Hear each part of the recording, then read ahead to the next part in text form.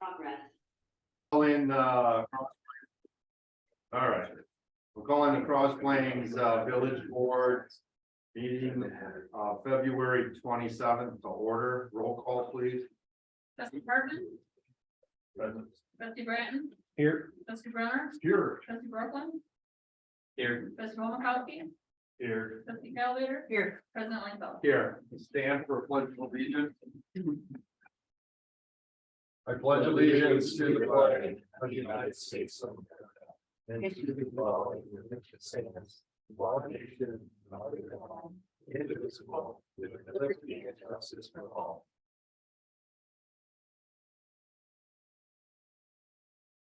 Okay, we're at public comment. This is an opportunity for anyone to address the village board on any issue. Please observe a limit of 3 minutes. While the village board encourages input from residents, it may not discuss or act on any issue not duly noticed on the agenda. So what we'd like to do tonight is, if you want to make comments and one of the items that have a public hearing, we'd like you to wait until that public hearing opens up for general comments on anything else. We'll take comments now. So who do we have first? Bill Brochus. All right, Bill, can you come up and sit and get that mic for us, please? Yep. And just leave it on then. I plan it. Evening, everybody. Thank you. I'll try and make this really short. Human trafficking has become a really significant part within not only the United States, but also Wisconsin. And we are looking to rid this hideous crime and put it in the spotlight for what it deserves, right? And get rid of it altogether. In front of you, I've put a couple documents in here. One is some statistics on human trafficking here in the state of Wisconsin and also in the United States. I encourage you guys to look at it at your leisure. I'm not going to read it tonight. I know you have a full calendar. The other one is a flyer that's going to be put out saying that there's going to be a talk at the Glacier Creek Middle School on April 4th, starting at 6 o'clock. Chief Tony is part of that, as well as Beth.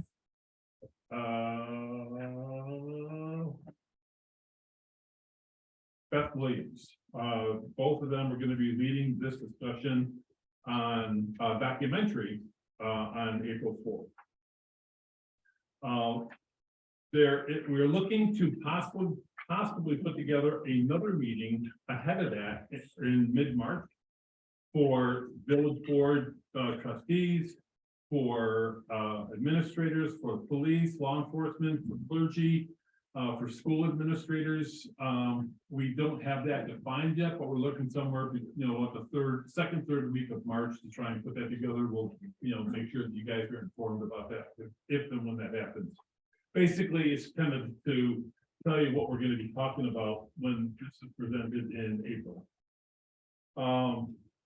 That's really all I have. If you have any questions, please reach out to Chief Tony. You can reach out to me. I probably don't know the answers because I gave you what I know today, but I know who does have the answers. And I think most of you have my email. You can get it from Bobby or from Jay or whoever. Again, I encourage you to read the literature tonight, or read the literature at your leisure. And that is all I have. Thank you, Bill. Thank you, guys. Have a good evening. You too. Is the title of the documentary is happening right here? Yeah. Okay, thanks. Yeah.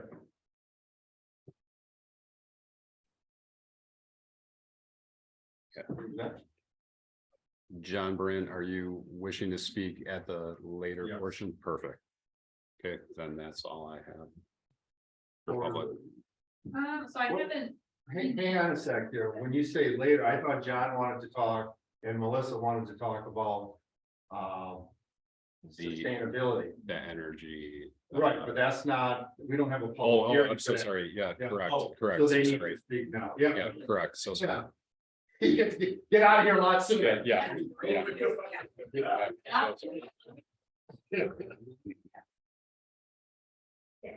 good evening, everyone. My name is Melissa Gavin. I live on Brewery Road, where some of you might know we had catastrophic flooding on a terrible and terrifying August night in 2018.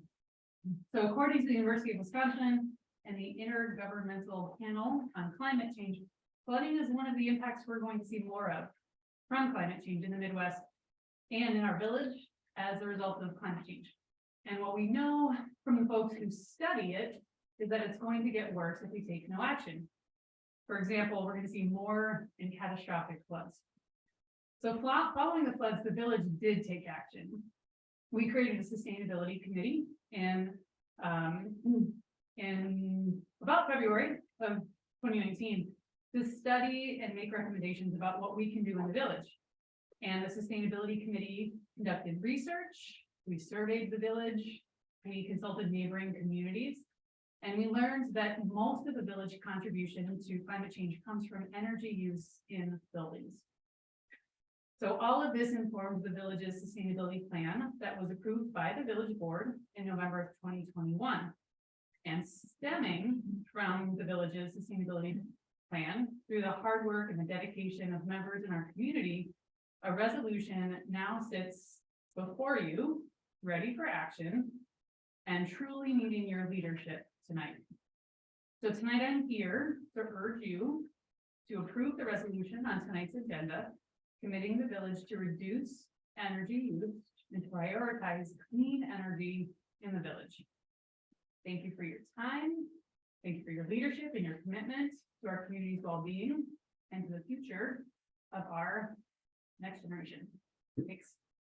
Thank you.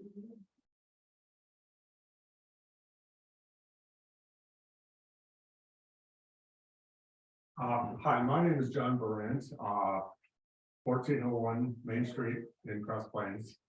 And I'm also speaking on the same topic that Melissa just spoke of, but from a slightly different take on it. And that is because I was trained as an accountant and worked as an accountant for 40 years. And so my approach to this, while I agree with everything that Melissa has said, is that I believe that the board has a financial responsibility to look at how we use energy in this community and find better ways to use energy more efficiently. And so that is what I am asking you. The very same reason Melissa would like you to vote on it, I would like you to vote on it for that reason and because of the financial impacts of energy usage in this community. Thank you. Yes. Are there any? I think we had one email. I have an email, but it's about the ATV, Oh, so I'll get it right there. Then on the agenda, we did it. Okay. Well, yeah, I'm going there, I'm getting there. So is there anybody else that wants to speak on something on the agenda that's not a public hearing or something not on the agenda? All right, now we'll go to our chambers, president and director. Yeah. Hello. We're not asking anything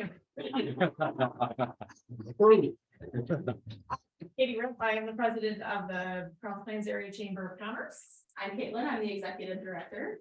And we're so happy to have her. So we are just here for a little bit of summary of where we were at last year and where we plan to go this year as a board of directors. We are right now at full operation and full capacity for the board. So we have 9 members sitting on the board, plus our executive director that has done such a great job. So Caitlin is at 20 hours right now. And so we are back to full capacity after COVID and post-COVID. Just a couple of review from last year and compared to this year a little bit. Last year, our membership was at 76, and this year, right now, we are at sitting at 91 with our annual meeting and the deadline for all membership March 31st is the end of our fiscal year. Annual meeting will be is scheduled April 13th for this year. Where we anticipate also having another full board. We do have one coming off, but a couple of nominations for a new board member. Our kind of lineup for events for Chamber of Commerce sponsored events this year. We have in correlation with Trout Days, which we're hoping to make Trout Days Across Plains community-wide event, and that's sort of one thing that we have historically been known for, and then it took a little dip, and we're hoping to get back there, so the Chamber of Commerce is certainly partnering with the Lions Club on the ton of activities that they've brought in. We had moved the wine walk from 2018 when it was on Small Business Saturday. Last year we moved it to that weekend and had great success. No doubt to the 80-degree weather and sunshine. So we are expecting to do the wine walk again this year. We are upping it to 300 participants over 260 where we sold out last year. We are also adding a Trout Day 5K in partnership with the Cross Plains Rec Department. So we are excited to do that, and those proceeds will be part of a donation back to the village for park safety. So that's new this year. We are certainly bringing back the Memorial Day chicken barbecue. Again, we're hoping for nice weather, but we had a really successful return to that last year. We are again partnering with Northwest Danes Services for the Chamber Golf outing, which we did not do yet. We have not decided the date on that yet, but we will, that's the plan. The 20th anniversary Spike Rett we have partnered with, and we'll continue to do that this year. Oktoberfest was new last year and will be continued on this year with sort of a week-long event, which will start the last week in September and go through the first week in October. And then last year was new, and this year we brought it back with the annual tree lighting, which is the first weekend in December. We partnered with Ice Age Trail, the Village of Cross Plains, and had bonfires and did the tree lighting. We did some hot chocolate and that sort of thing. So a community event, and we had, I don't know how many we ended up. Last year we had over 250 people show up. For the hike and stuff. This year was a little bit lower because of the weather, probably closer to 100, but still a good turnout. Yeah, it was a great turnout. So that's sort of the docket for this year for Chamber of Commerce actual sponsored events. As far as things that we are supporting, the Lions Club we supported, we gave them a $1,500 donation from the wine walk, which we intend to do again this year towards their raffle. We are not taking over the Mootsie's Halloween event, but we are definitely contributing monetarily to that event to help them out with some of the storage and that sort of thing. So that that money that's coming into the chamber then going out to these places. And then in correlation with the annual tree lighting, we are also partnering with the Optimist for their Santa visit, and then in connection with the fire department Santa ride. So we're going to try and do a whole day thing rather than those split up between three. We're going to try to partner there. A couple of our biggest goals for this year is really implementing a great partnership with the Ice Age Trail Alliance. We'd like to move forward with some more events and really trying to tap into their audience. Anything else to add? Yeah, we're still doing the scholarship for Oh, high thank school, so Yep. we do $1,000 scholarship. They'll write in and then we'll choose. So we're still continuing with that. And then as businesses have events that pop up or anything that they need, we're there. We have our monthly newsletter now. We're putting together a brochure type situation that will be put up at businesses that can link it to our chamber website, which will correlate with the village website, so people can find businesses, but also find activities to do in town. So. Questions? Yeah, how many applications do you typically get for the scholarship? Oh, that's a good question. I think we got, I don't know if we even got 2 last year. Yeah, it wasn't very many. Yeah. We don't get, between us and the Legion, it's not very. We're many. listed in the high school, like, there, you know, where the kids can apply. It is always a Cross Plains resident. Mhm. So, we have looked at and are working on revamping the qualifications a little bit because they're a little bit outdated. Yeah. Just as far as working in Cross Plains or volunteering in Cross Plains, making it, pretty specific to this area. I've heard a lot of scholarships feel unapplied. Yeah, so many. Thank you. Yeah. Go ahead, Doug. I just got a comment. I would definitely encourage village board members and residents to get out to the national night out or the nights that they do to highlight businesses. So recently I went to Culture Implement, last time was on. Oh, after hours. Yes. After hours, Thank you. they're very well done and I think you learn a lot. There's a couple state representatives and state senators at Northwest Dane. Yeah. Well done, and I just think the more people get out and about, they find out more. Yeah, we should have mentioned that. We are working on monthly, Every other month. every other month after hours. So a business is hosting it. Usually two businesses host. So maybe one person or one business has the actual venue and then another person hosts. The chamber provides food, wine and, beverages and that sort of thing, but just a sort of casual networking option. And we also are introducing, lunch and learns this year. So we'll be doing some social media classes and that sort of thing. Our next one is in April at Festival Cafe. It's always the second Tuesday of every month. And that's open to the public or Yep. businesses? Everyone. Everyone. The businesses out. host. Yeah, yeah, it's just a way for people to get into their businesses. Okay, so it's not, when you say networking, it's more for the business to get the customers in there? No, Uh, yeah, that's okay. It's certainly business to business. Oh. The public is absolutely welcome to come. Okay, Yeah, look and come and see the business, either if it's a restaurant or if it's a like Century 21 or if it's Northwest Dane, see the facilities and. okay. A lot of people sometimes don't know what we got in Cross Plains, so it's just nice to get that. Okay. Yeah. Anybody else?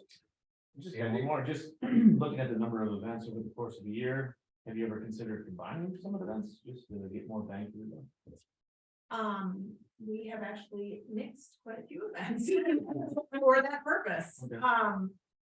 What the closest ones right now are certainly the the first weekend in May and the Memorial Day chicken barbecue.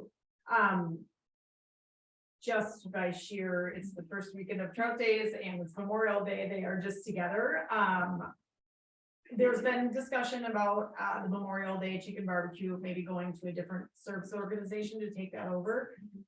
Unfortunately, there's nobody out there that is willing to take that on, so we're gonna stick with that one, so.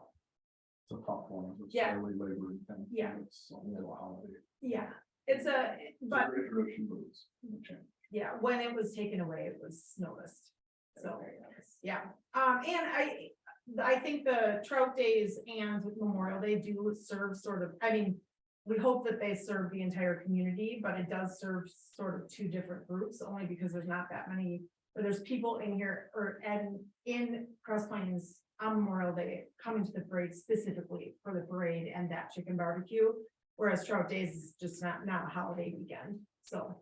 First time. For some. For some. More of a holiday weekend than Memorial Day weekend. Yeah, Hey, Yeah. thank you. You know Yeah. better than I do. Yeah. It's been discussed, yeah. It's been discussed in chat. Yeah, it's been fun. We have a fantastic board right now. Everybody's really enthusiastic and she has. Get your noted. No. We like to win happy.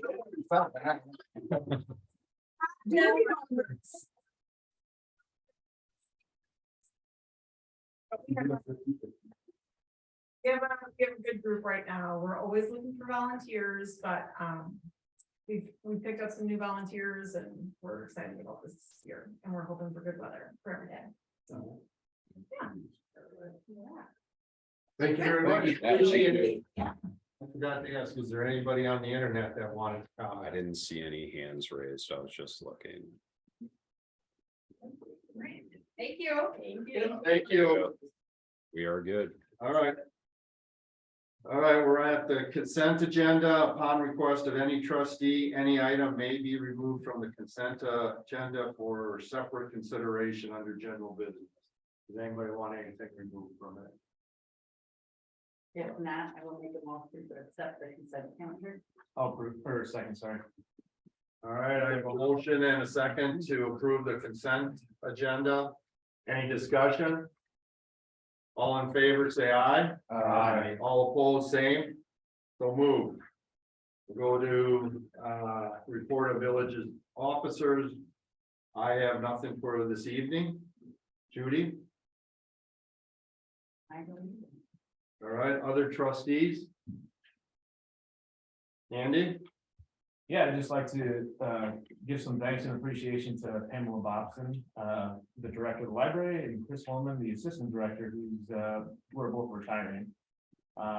They've done a great service to our community, served us in good times and bad, through COVID, through raining roofs and derelict construction contracts and all sorts of different challenges that they face.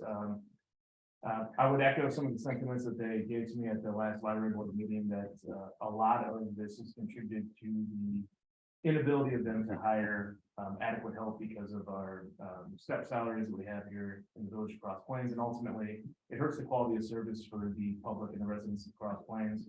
And both Pamela and Chris wanted me to share those sentiments with you tonight. I'd also like to thank and congratulate Gavin, Steve Douglas, Kevin Thusius, Don Brandt, and Mr. Michael Palmakowski, kind of like an ad hoc member of our committee, for the sustainability committee becoming a standing committee. And thanks to the village board for sticking by and approving that. The research and work that they've done is huge. The dedication to like the long-term health of our community is greatly appreciated. That's all I got. Thanks. All right, thank you. Brian? Okay, I had a couple quick updates. First off, a couple past board meetings ago, we received approval to go forward with a few grant applications. Those have since been submitted, and the application pertaining to the flood mitigation grant, I received an update that is currently pending with FEMA and under review right now. So hopefully we'll hear more on that. I'll be able to give you an update at a upcoming board meeting.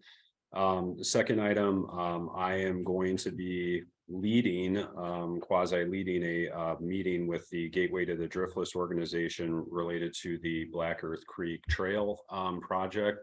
I've able to gather some participation from the Dane County Parks Department, along with the Groundswell Conservancy organization, to talk about a plan of action to help realize that project and move that forward. So that meeting is going to be coming up next month. A couple other quick updates. The village has been going through a few interview stage processes within our Public Works Department and our Parks and Rec Department, one of which we're going to be speaking about later this evening. So we are moving forward with those. We've had some challenges with applications received, but we are still doing our due diligence on those. So hopefully we'll have updates to share soon. And then lastly, I wanted to share a few staff recognitions here from the last few weeks. Kudos to our Public Works Department. We've been getting hit, it seems like, every Thursday for the last month plus with some big storms. So they've been active on plowing fronts and been doing a great job for us.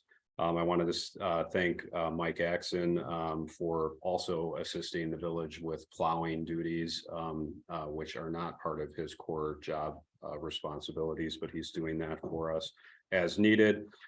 He also helped lead a plan commission meeting for me when I was on vacation, so I appreciated that. I wanted to give recognition to Becky Ward. She just recently did some updates to our village website. Those just went live a little over a week ago and they look great. And then thank you to Bobby and Renee for overseeing and successfully leading us through our last election last week. Very good, thank you. All right, other reports, Jerry? Yep. Why don't you come and sit by the mic so they can record it? Thank you.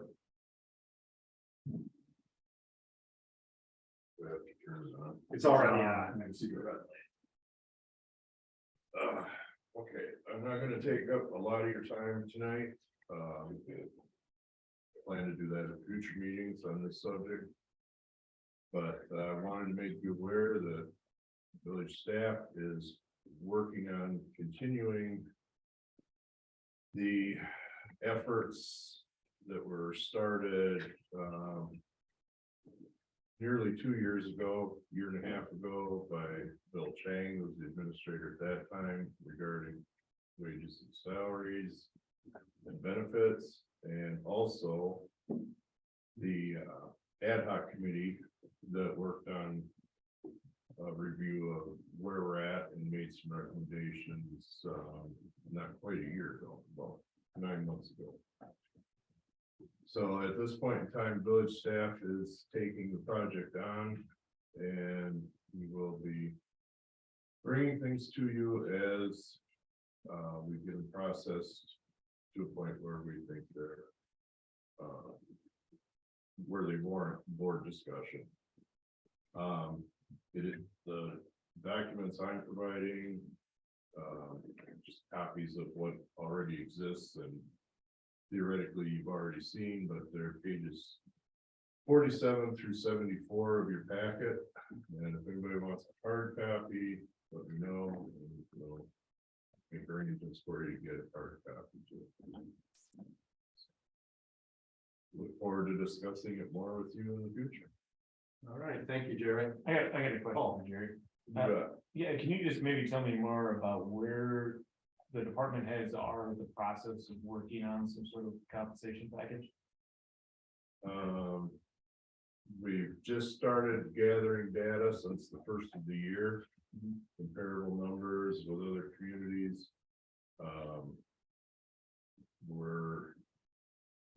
Well, at our last meeting, we were still formulating a game plan for going forward. We don't really have that cast in stone yet. So we're pretty new into the process. Is each department head on the team? If we have feedback, should we feed it to Brian or yourself? We probably should run it through Brian, but if you want to send it to me, just tell me you're sending it to me and I'll make sure it gets copied. Last question, would it be in the interest of department heads and just general employees if we had a conversation at the village board level about and heard from department heads at a future meeting? Just to get some anecdotal sentiment of where we are here as a community. I think it's mandatory, and we were planning on doing that once we have material in a good enough format to present. Yeah, I think it's definitely raw data. No, and I personally think it's a healthy process to have, you know, some of the input and feedback from some of the people who got together on the committee, that private experiences and then your guys' experiences kind of melded together with that survey. I think we did a way and looking forward to seeing what comes out. Yeah, and we'll probably base our recommendations and suggestions around, if not the same format as Bill's document from September 7th of 01 or 21, if not like it, or if not exactly like it, it'll be very similar format.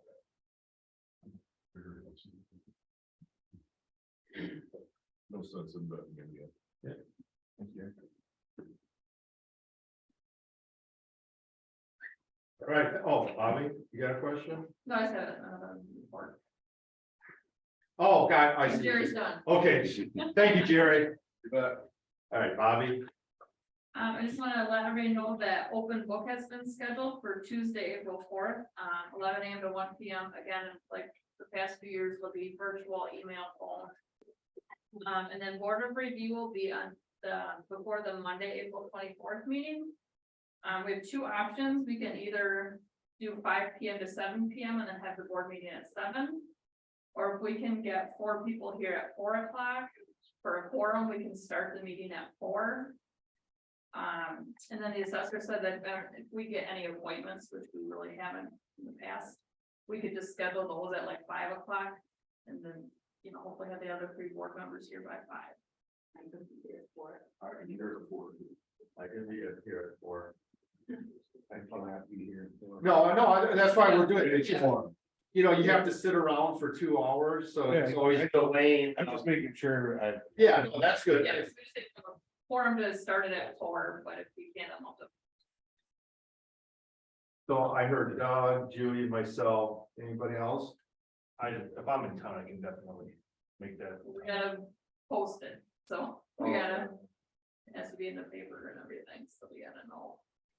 When do you know, when would you know, Michael? It's 14-day post, right? Or is it 2? I think it might be about farther than that, 15 days. or- Last day, right? I'm not sure. That one I'm not sure. That's long. Monday to Friday. I don't know. That's. Like. Don't forget, you get free sandwiches. Yeah. Or whatever you guys want, you know. You did that if you still come at 5, though, What, right? So we have, you want the meeting on the 24th, so if they know by the first week of March, we should be all right.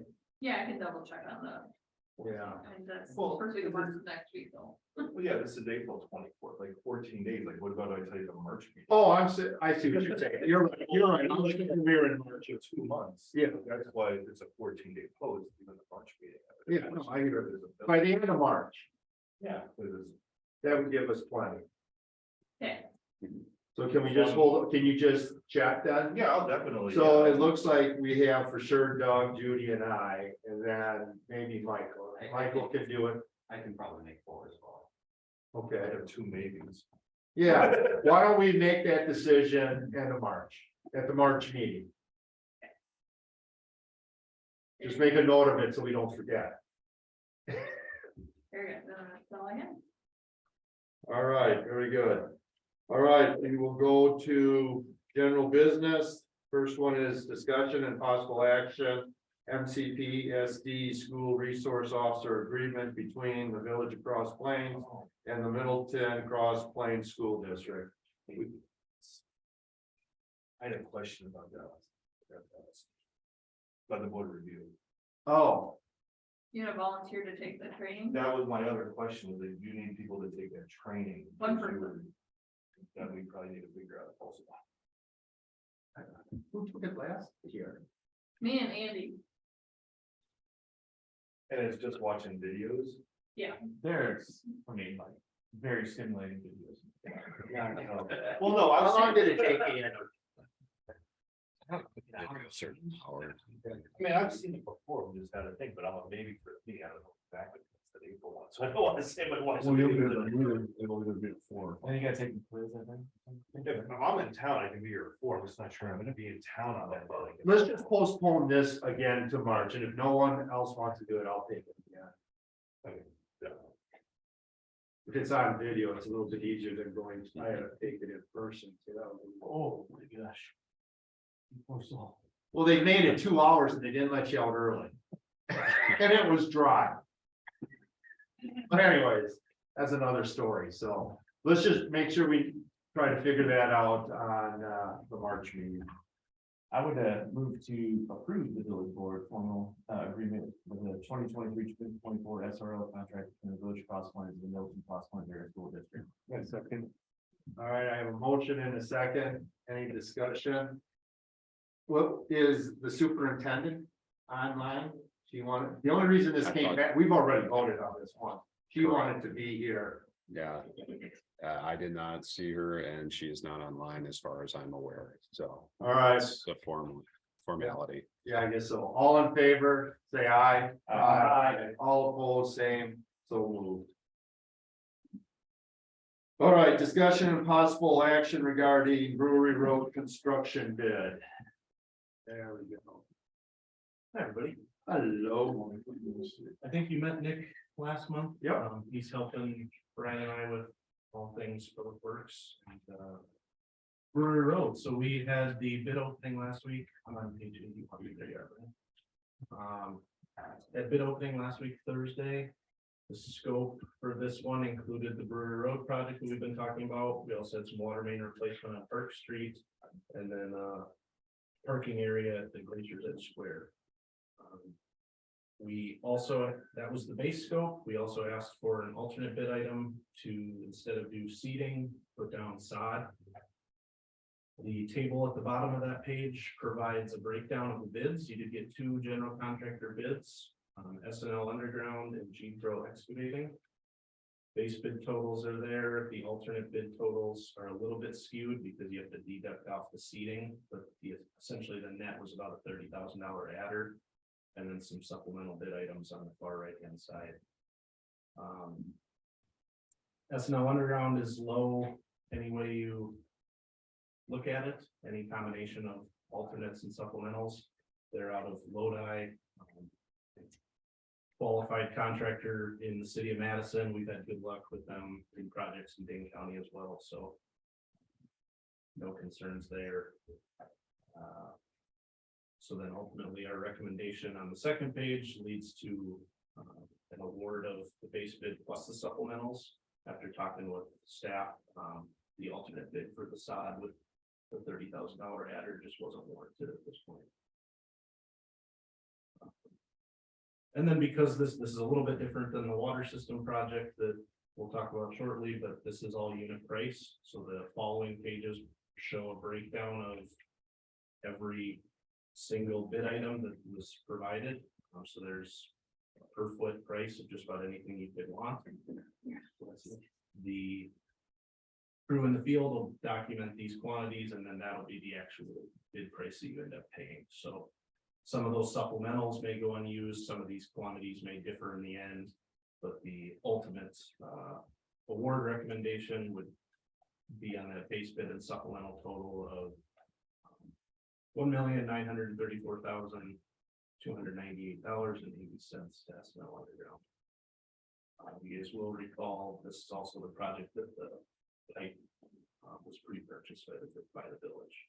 So let me ask you, that's what my question is, that pipe part of this bid?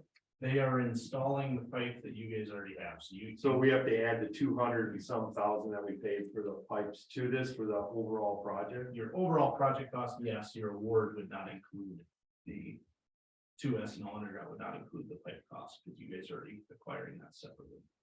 And these bids don't include the pipe cost. No, just the installation of it. And will they transport the pipe from where it is to the road? We don't have to deal with that, they'll cover that? Yeah, my understanding is wherever the pipe is at, that'll be theirs to get to the site. And can you, because I don't remember, how much did we originally think this project was gonna cost us? Question. I remember the table. Do you remember the same table? Yeah, I am, I'm trying, and I just can't remember what Yeah, and that was that was pre 2022, 2023 bidding market. You guys saw it when I was here last year with the water system.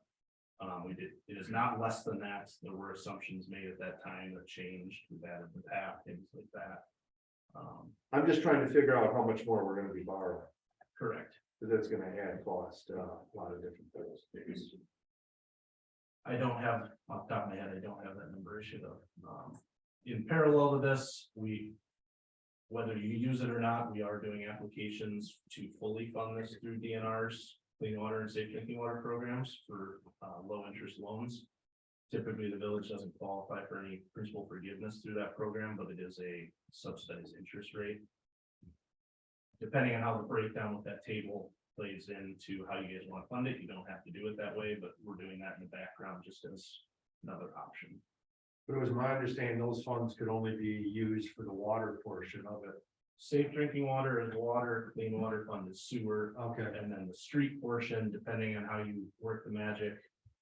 If the street was intact until you had to rip the sewer up, well, if you wanna make that a sewer cost, go nuts.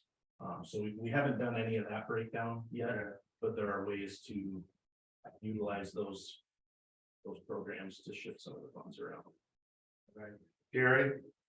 I don't have the letter in front of me, but I think in the letter, it shows the engineer's estimate for the project. And I believe that's what we used for the original plan. 1.697. Yeah, that could be. It's just above the table. Yes. Looks like 200 grand. Or a little more. Well, no, it's 1.9 plus the 250 that we bought with the pipe, so we're at 2.1 to 2. We're at basically 2.1, 2.2. Because that 1,934,000 doesn't include the 230 some or 238,000 we paid for the pipe, so you gotta add that to it, so. Oh, yeah, nor did that 1.7. Because that's just for this work. Oh, it is. So Oh, you- okay. We're double counting there, so you're net about 200. I think, Oh, okay. 175 different. And we have 180 some thousand ARPA funds left. Okay. We can, Similar to, I think, last year's conversation is the options are an award. Rejecting doesn't get you very far anymore because we're not seeing anything go down. Certainly not going down if it was to be done this year, and as we've heard tonight, and many of you remember the Rudy Road repairs after the 18 flood were a Band-Aid knowing this was coming, so between the flood impacts and the impacts on the sewer side from the new developments, there are a few things that were pushing this to get to a project to be in 2023.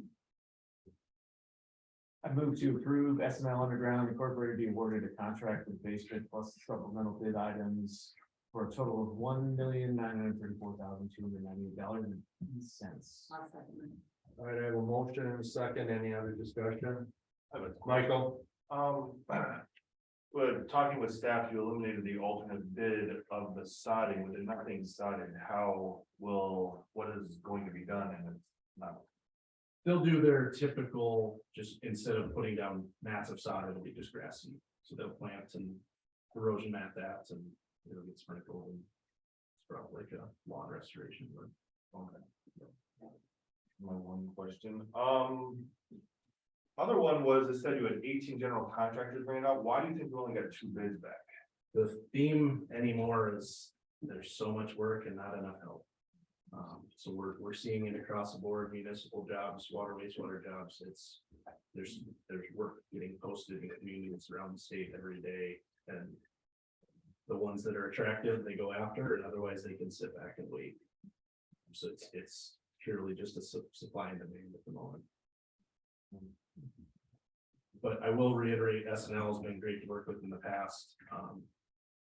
They're local, and for what it's worth, qualified in Madison is also a thing too, so I think they're reputable. I think we'll get a good end product out of it. So I'm pretty happy with them being a little bit here. I also appreciate the fact they're Lodi and it's local.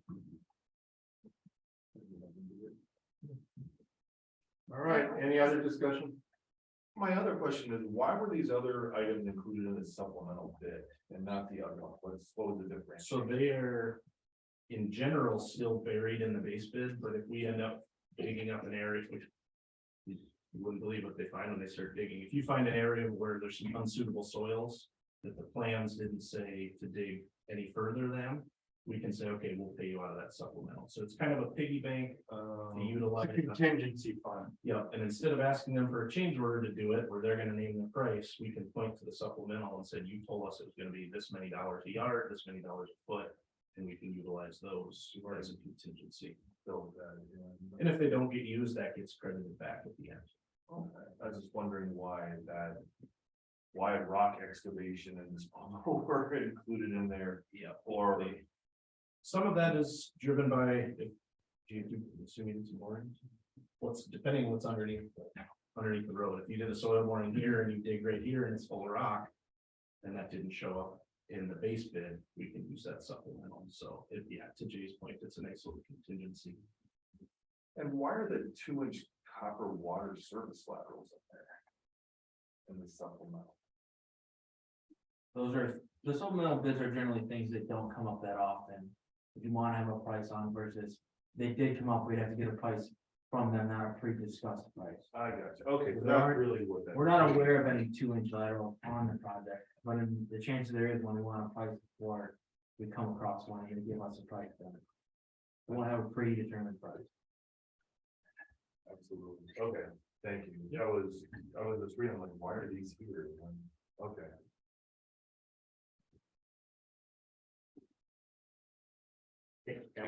When do we need to figure out the difference between, you know, what we thought it was gonna cost and what it actually costs, the 250 and change?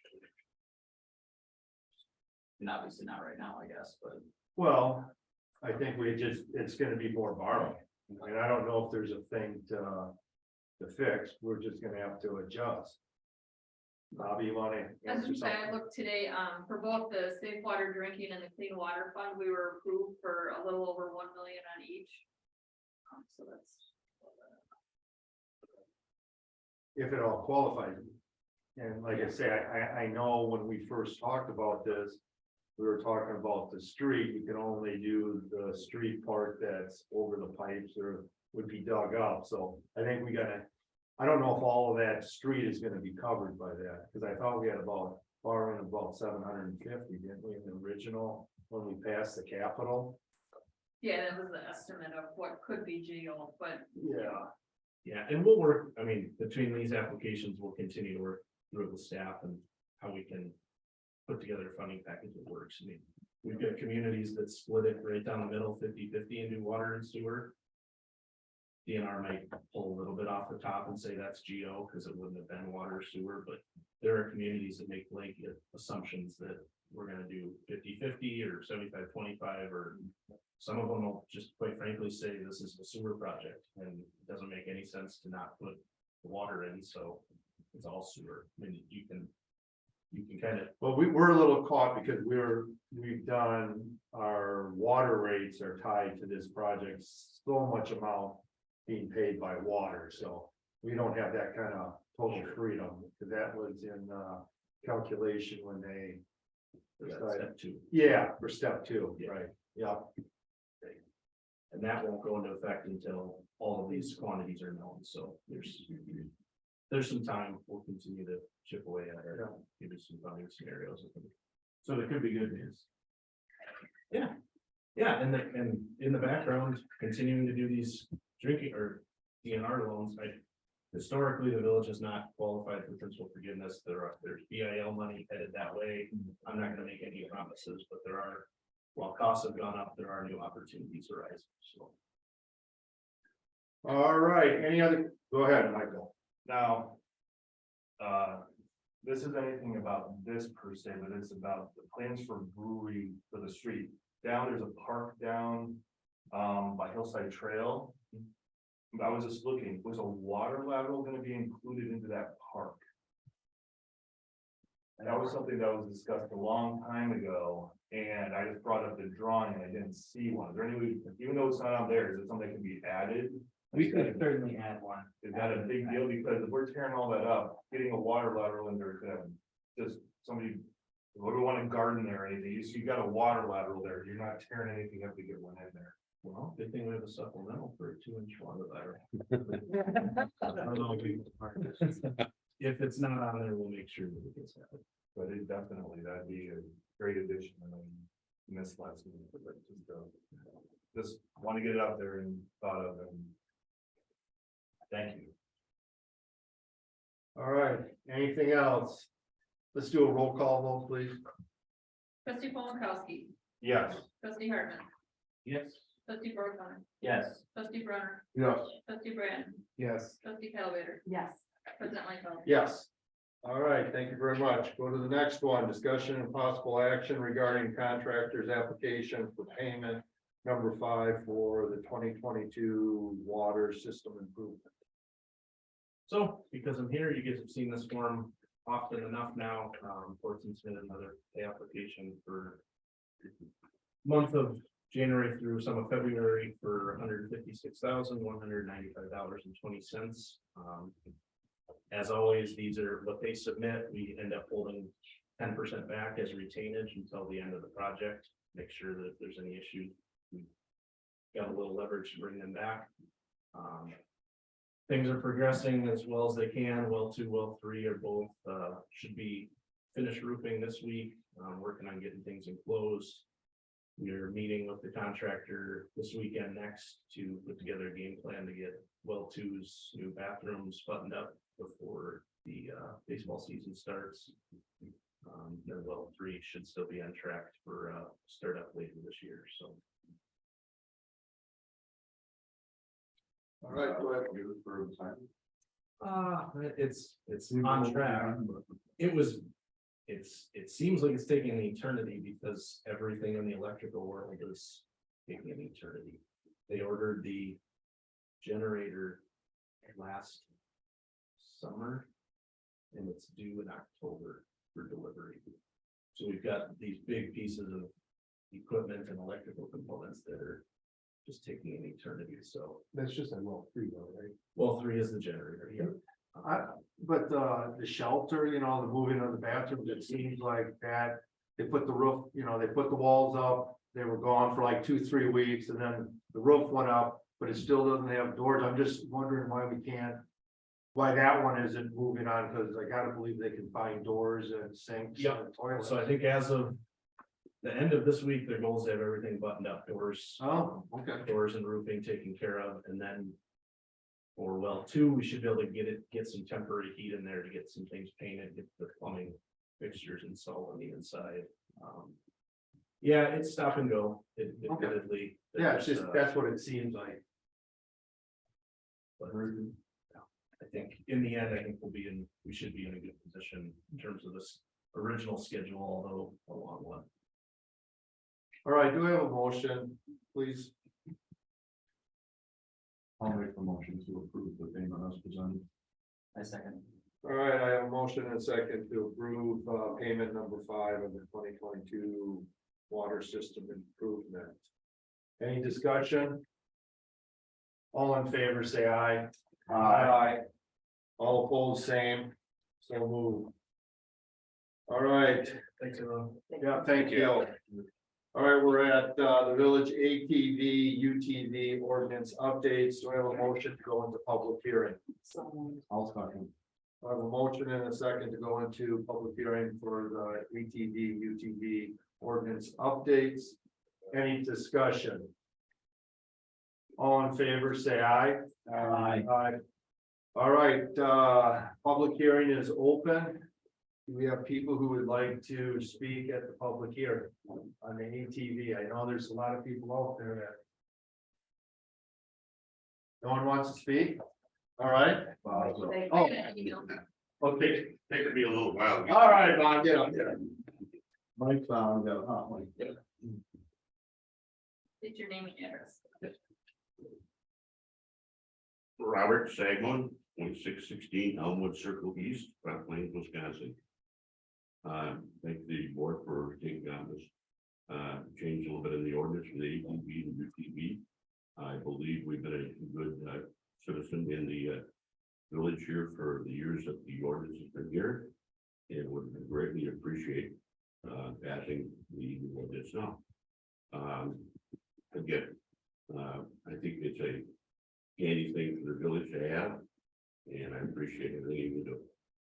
Yeah, been here quite a few years, so hopefully gonna stick around here for a few too. So that's about what I have to say. Appreciate your vote on it. Thank you much. Oh, can I just got a question for you. I clearly understand the first one of extending hours, Yes. give more hours, and quite frankly, I don't see the difference between 8 o'clock, 9 o'clock, 10 o'clock. I get rid of all the time. I'm not sure that. The second one, I'm not really sure what the club is gaining on removing paragraph 5, I know in the thing, you think it's redundant with, paragraph 15. But I'm just wondering what is, paragraph 5, which is some of the restrictions of what we mentioned going from point A to point B. What are you looking, what freedoms or extra things that you can do that this is prohibiting you from doing by having this language in there? The feeling that I think our club is having about it is that some of our older members in town here are utilizing, they want to utilize their UTV, maybe to ride around town, such as they do in their trucks or their cars. But with that A to B, they feel that they may be restricted and not legally doing that. So that's kind of one of the reasons we're doing it. I know we have several older club members that enjoy just maybe driving around town and viewing the town. And that's the reason we were looking at that. Nothing more than that, just some of our older club members that feel that maybe they're not 100% legal if they do that. Thank you. Yeah. Is there anybody else that would like to speak? Is there anybody on the internet? Mike stood up. Oh, Mike, come on up. Sorry about that. I don't have my glasses on, so I can't always, everything's a little blurry back there. Mike Hamstra, 3035 Neeson Street, Cross Plains.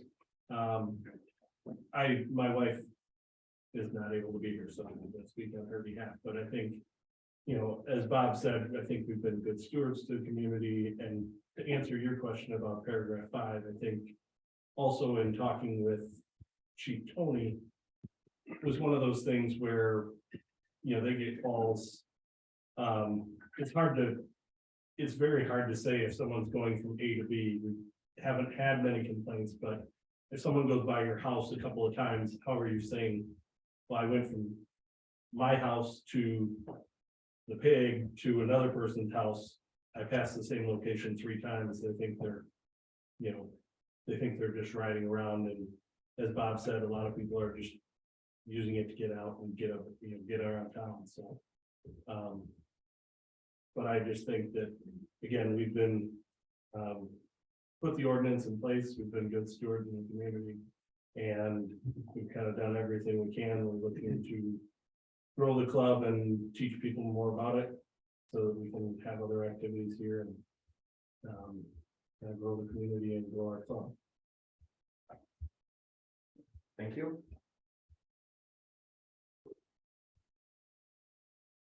Is there anybody else? All right, do we have anybody? Yeah, let me do the internet, because those are live people, then we'll go to reading. All right, is there anybody on the internet that would like to speak? I'm not seeing any hands up. Okay. So Bobby, you have a email or a couple email? One, okay. Go ahead and share.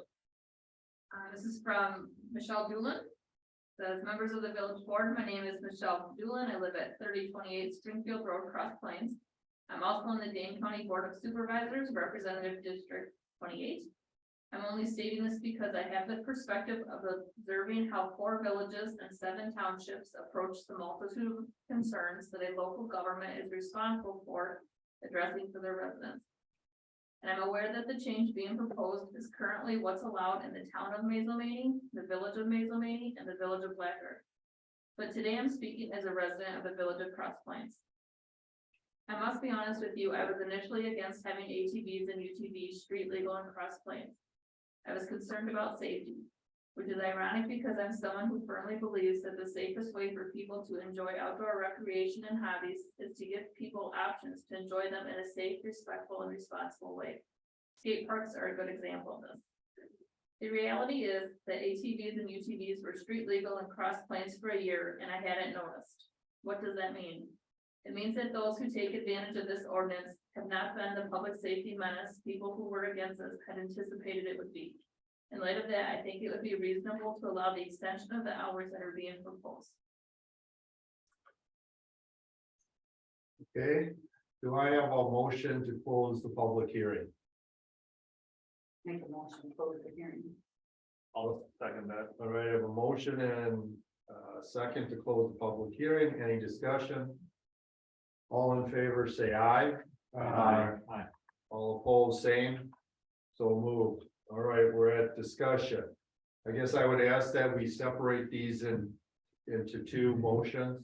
If I can have the first motion for the hours. I will make a motion to change the hours of operations of ATVs in the village of Cross Plains from 7 AM to 9 PM. I'll second All right, I have a motion and a second to approve the changing of the hours from 7 AM to 9 PM. Discussion? I guess, I don't have a problem making it later and earlier. I'm not, Well, what's the significance of 7 to 9? I just, the significance to 7 to 9 is we still have a lot of opponents when we're trying to get into the town of area and town of Cross Plains. There are still people who have concerns about noise and other things. We're only asking for a level playing ground, so when we do eventually have some connections, yeah, that it's uniform. Dane County has been harder and more against, there's a lot of counties, Sauk County, Green County, all are wide open. Michelle Newland might be a partner and help them have a county ordinance at some point, but for right now, all we're looking for is 7 to 9 because we've tried to get stockpile apartments through the whole process. yeah, and I appreciate, I just, if we're gonna come back next year to go to 10 o'clock, I'm not sure if that's the, I personally don't have any concerns with hours. So I just throwing that out. I don't think the club, you think the club would oppose having it till 10 o'clock? I mean, I'm just asking if, you know, I can, I don't think the club would oppose it, but I also attended all of the meetings and have a lot of hard feelings. I've just been trying to take a step. Okay. I think we've taken a good step. I'm trying to do, I think our whole club wants to pay back the community who gave us a chance. And Okay. continue. So hopefully, maybe 5 years, we can just treat them like mopeds and motorcycles. Yeah. I think we should, but we're not quite there yet. okay. Any other discussion? All right, let's do a roll call vote, please. Yeah, I do have Oh, go ahead.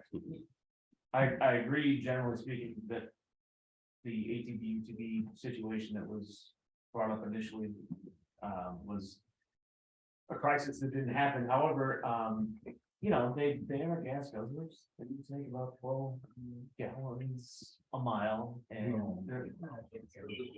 My county gets 50 miles per gallon. 50? Yeah. It's sustainable. It's a single cylinder. My pickup truck, it's. Okay, my research is incorrect. Anyway, the internet is telling me wrong things today. Nonetheless, Biggest one might be 25. fair enough. I guess my then, just other thing to bring up, I'm gonna support this. I'm just saying, we need to consider these things. Is the noise, right? Like, they're not soft. They don't sound like going by your house. It's a lawnmower going by your house every single day. So we just want to make sure that we're making room for the conversation as to whether or not we want to increase more limits into the village. That's all I'm saying. Go ahead. I agree with Andy, but like at the same time, bumping it up an hour here doesn't seem like that's gonna impact all that much. Fair enough.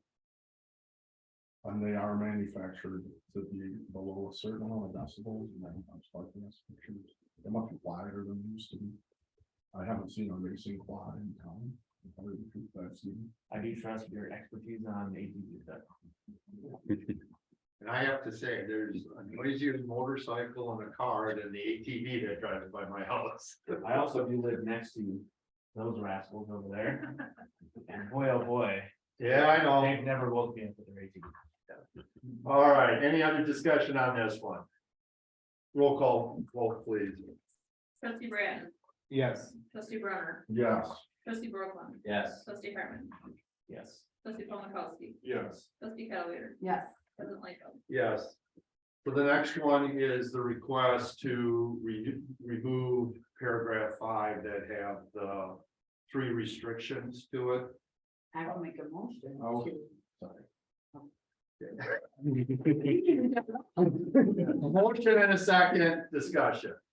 All right, this one I have a little bit of different opinion. It's not strong. I think it's important to get a little bit of the history behind it. First of all, paragraph 15 is basically talking about reckless use of ATV. It's the squealing of the tires, popping up on 2 wheels, you know, spitting gravel, you know, that type of stuff. It's more of the reckless driving. As was mentioned, paragraph 5 more says when you can do it, go from basically from point A to point B. And the concern that this was, which has been somewhat mentioned, is people were worried that a 16-year-old is gonna get a new one for his birthday or something, and they'll just keep driving around the block, around and around and around and around. And it's more of an annoyance type, trying to prevent. And while I agree that from a law enforcement standpoint, the A to B, but I think if someone is driving around and around, I think it does allow the officer to stop by and say, hey, you can't do that in the village. And while that has not happened, it's not to say that it couldn't happen. And now if we remove this paragraph, there's zero enforcement of stopping that type of behavior. At least the time before with this paragraph in, there would be some control of that behavior. And that's the only behavior that I think this paragraph would stop. But I understand the whole thing of people wanting to drive around the city, the village with them. So you don't really have a true point A to point B. But then again, I look at snowmobiles, our ordinance, you can go from your house to the trail, you can't drive around. So I'm a little different. I just want to make sure everybody here who wasn't part of the discussion understands the background for that particular section of it, and if that makes a difference. That's what it was trying to prevent. Doug? I'll just, I guess, make two quick comments. One is there's a gentleman who goes by my house every day, leaves from his house, makes a little tour and ends at his house. So to me, that's probably point A and point A, technical. And the paragraph 15 does have a disturb the peace factor, but I'll just share while we were going through our deliberations and adding restrictions, you have to have a valid driver's license for an ATV now. So my son, for 6 months, had his learner's permit for his car, so he could drive my truck. I feel that they're restricted in that operator has to have an ordinance. We follow the extra restrictions. This one to me is kind of an addition that we agreed to show, hey, we're going to continue to be good partners. And I don't think it will be an issue, much like when a 16-year-old gets his driver's license, he doesn't drive around the block because he's got places to go and people to meet. He's wanting to get out of his hometown. But maybe we can keep some of the kids around, that's all fun to do, something like that. But you know, I heard the chamber lady speak. I'm a past president of the chamber, past business owner. I like to bike and hike. I like to ATV and snowmobile. I like to hunt and fish and play volleyball, basketball.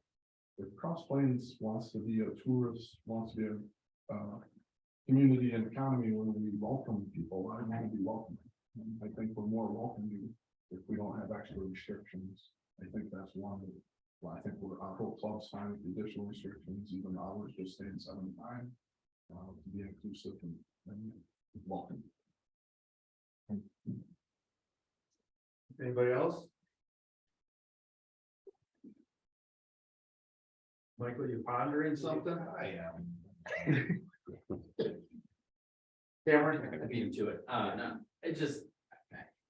I think I'm about the same spot you are, Jay. Like, I don't have like a super strong feeling, but at the same time, like, I'm not sure what removing this unlocks the capability. I mean, I heard like, oh, we can take a trip around or whatever, people feel more comfortable, but like, it's hard to enforce unless you're going in circles, like the police aren't gonna get called to you anyway, so if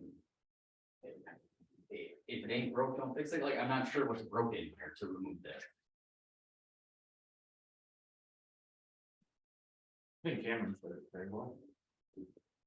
The last point I'll make is the Public Safety Committee unanimously approved the original ordinance, the one that went back and forth, had a lot of contention. They had discussions as well.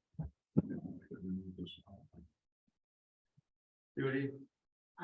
Born and raised in this town, and my dad taught me to ride through town all the time, and it was before ATV, so I drive through this town a lot. Larry has started on the license plates and with my car, much less I don't have ATV. But I do, and if my grandbaby's sleeping, I throw her in the car and I keep her sleeping, and I drive through town, I check what all the rides, I go through the cemeteries.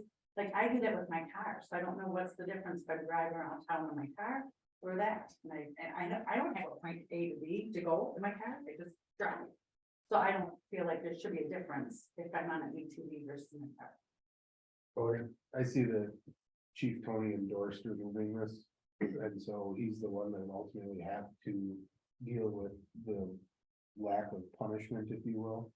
If the chief of police endorsed it, or public safety endorsed it, I'm gonna go with what they're recommending. Michael?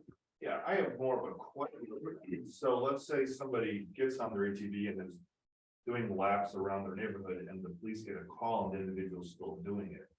How will that be handled? Could be a disturbing abuse, it could be. They could use paragraph 15, I don't know. I think if you read paragraph 15, the disorderly conduct, I think is tied to those other behaviors. Yeah, it's That's the excessively accelerating, spinning your tires, making wheel. Yeah, I think I hear, at first I thought the same thing, so I wasn't too worried. But the way it says is to meet the requirement of disorderly conduct, you have to have these other reckless uses. That's how I read it. So. No. Yeah, Tony. How, did you hear my question? No, can you do that? My question was, if we remove this point A to B ATV issue and somebody hops on their ATV and does start doing laps around their neighborhood and a neighbor calls and says someone's doing laps on my ATV, sort of disturbing the peace, what is your thoughts on how you'd handle that? They wouldn't be disturbing the peace, they're just going around in circles, but they're gonna be suffering. Disturb the peace, then we would go back to that, those tiers. To the chapter Simply 15. driving around would not constitute disturbing the peace if you eliminate that section of it. That So would it'd be treated the same as a motorcycle or car.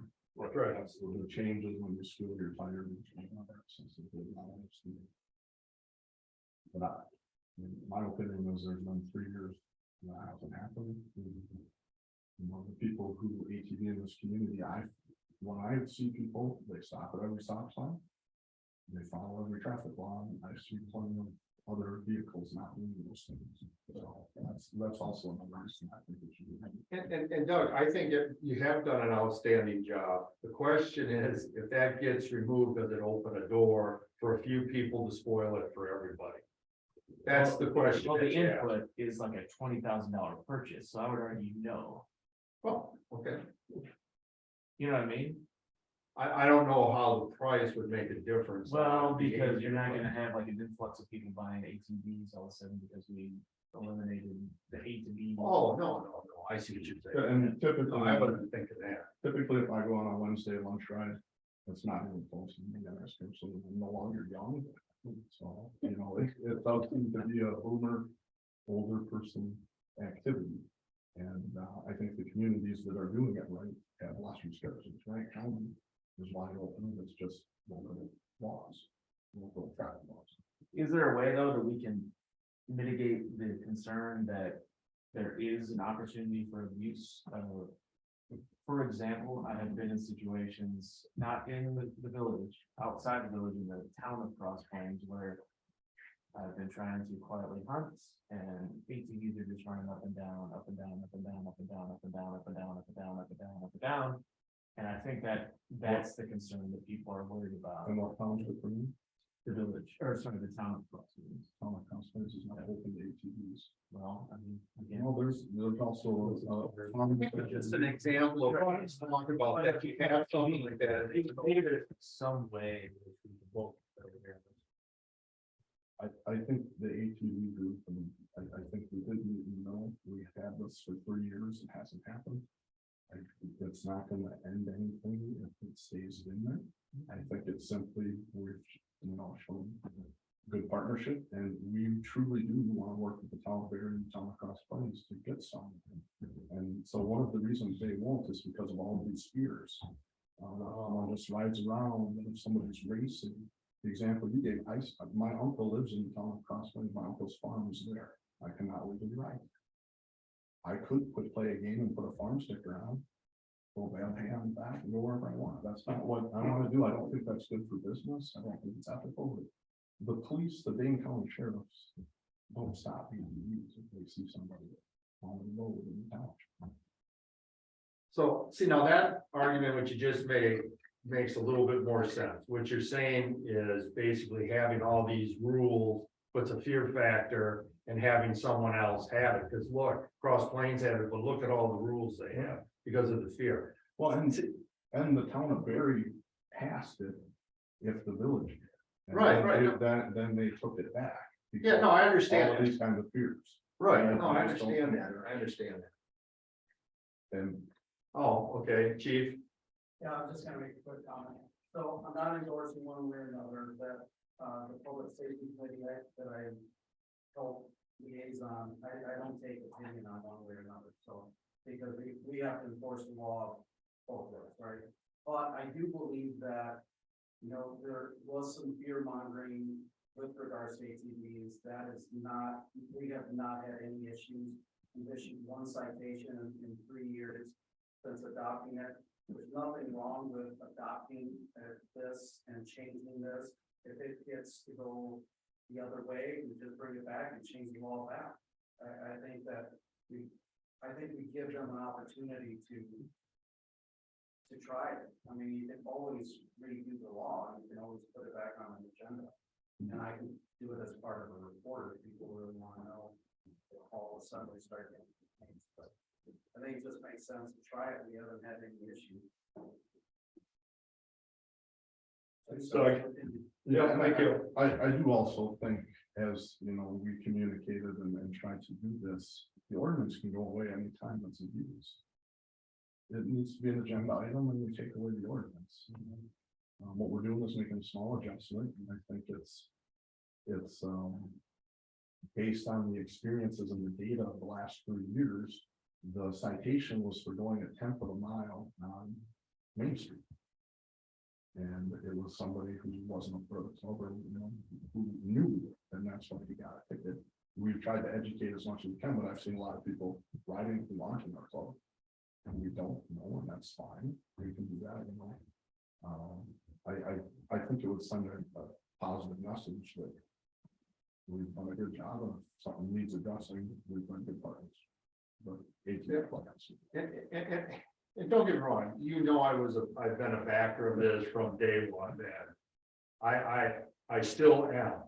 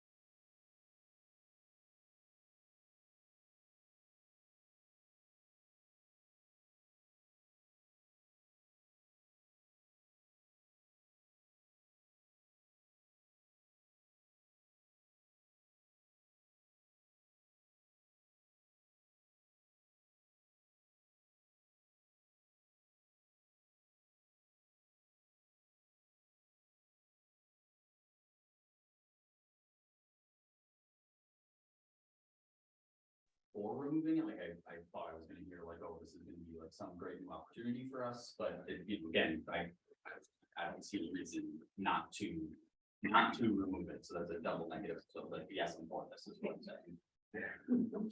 Right, Doug? I mean, the last thing I want to say is, I'm truly appreciative that it was passed, because we had an opportunity to show and demonstrate. I have a lot of confidence in the club, number one, for doing outreach, doing safety certifications and training for new users. It's still an organized vehicle, and we take that seriously. I think there was some misinformation. I think there was some hard feelings.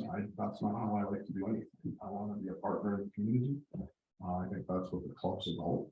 And, hopefully we can get a few more people smiling, because a lot of people in their eye need to have a smile on their face. If we need one of that, so. All righty. Maybe Parks and Rec could pick up a UTV or ATV and start doing some outreach for that. They might. Public Works. You got a public volunteer doing all that. Public volunteer. All right. Let's do, any other discussion? Michael? I just want to clearly know what the motion was. She didn't say, you didn't repeat. She just said, I make a motion, and Doug seconded it, but she didn't say. Oh, I didn't, I thought I said to remove paragraph 5. All right, so the motion is to remove paragraph 5 of ordinance 52.06. Thank you. Just. All right, roll call vote. Trustee Brooklyn, Yes. trustee Brunner, Yes. trustee Brad, Yes. trustee Calvater, Yes. trustee Paul Mikowski, Yes. trustee Herman, Yes. president Langfeld. Yes. All righty. Do I have a motion to go into public hearing to cover the village chronic nuisance ordinance? So, I'll second. Andy can first, and I'll second. all right, so Andy made the motion to go into public hearing and Judy seconded. Any discussion? All in favor, say aye. Aye. All right, we're in public hearing. Is there anybody that would like to speak on chronic nuisance ordinance? Anybody on computer? Nope, What's that? no comments, No? no. Do we have any emails at all to read? All right. Do we have a motion to close the public hearing? So move to close the public hearing. All right, motion, are you gonna, Doug will second it? Yes. All right, so we have a motion and a second to close the public hearing. Any discussion? All in favor, say aye. Aye. All opposed, same. All right. Discussion and possible action on the chronic nuisance ordinance. I think you have seen this once before. This is the actual format of the ordinance. Are there any questions on it at all? Oh, go ahead, Judy. I'm supporting. I just want to make sure with Tony, Chief Tony, that you're blessing this. This is. Yeah. Perfect. Yeah, with Tony's blessing that. Yeah. Perfect. Cameron? We had a couple things, it wasn't any opposition to the ordinance, but it was like some legalese things I thought we were kicking back and forth, and when I was reading through this weekend, I couldn't recall exactly what. One of them, at least I can think, the one that I brought up is we had a paragraph in there that allowed the appeal process to go to public safety committee, but then the second sentence says we are not obliged by statute, whatever, which was the statute that gave the public safety the authority to do that. So it was in conflict. So that has been corrected. Okay. And I can't remember what the second item was. I thought it was more of a. One of the other ones was a lettering one. Yeah. That's right, that's right. Numbering. Yes, yes, and that should have been correct. And so the correction there is just that it goes to the village board instead of the. Public safety committee then? No, I thought it went still to the public safety. It should have changed that. What it changed is that I think we removed that we're not obligated to.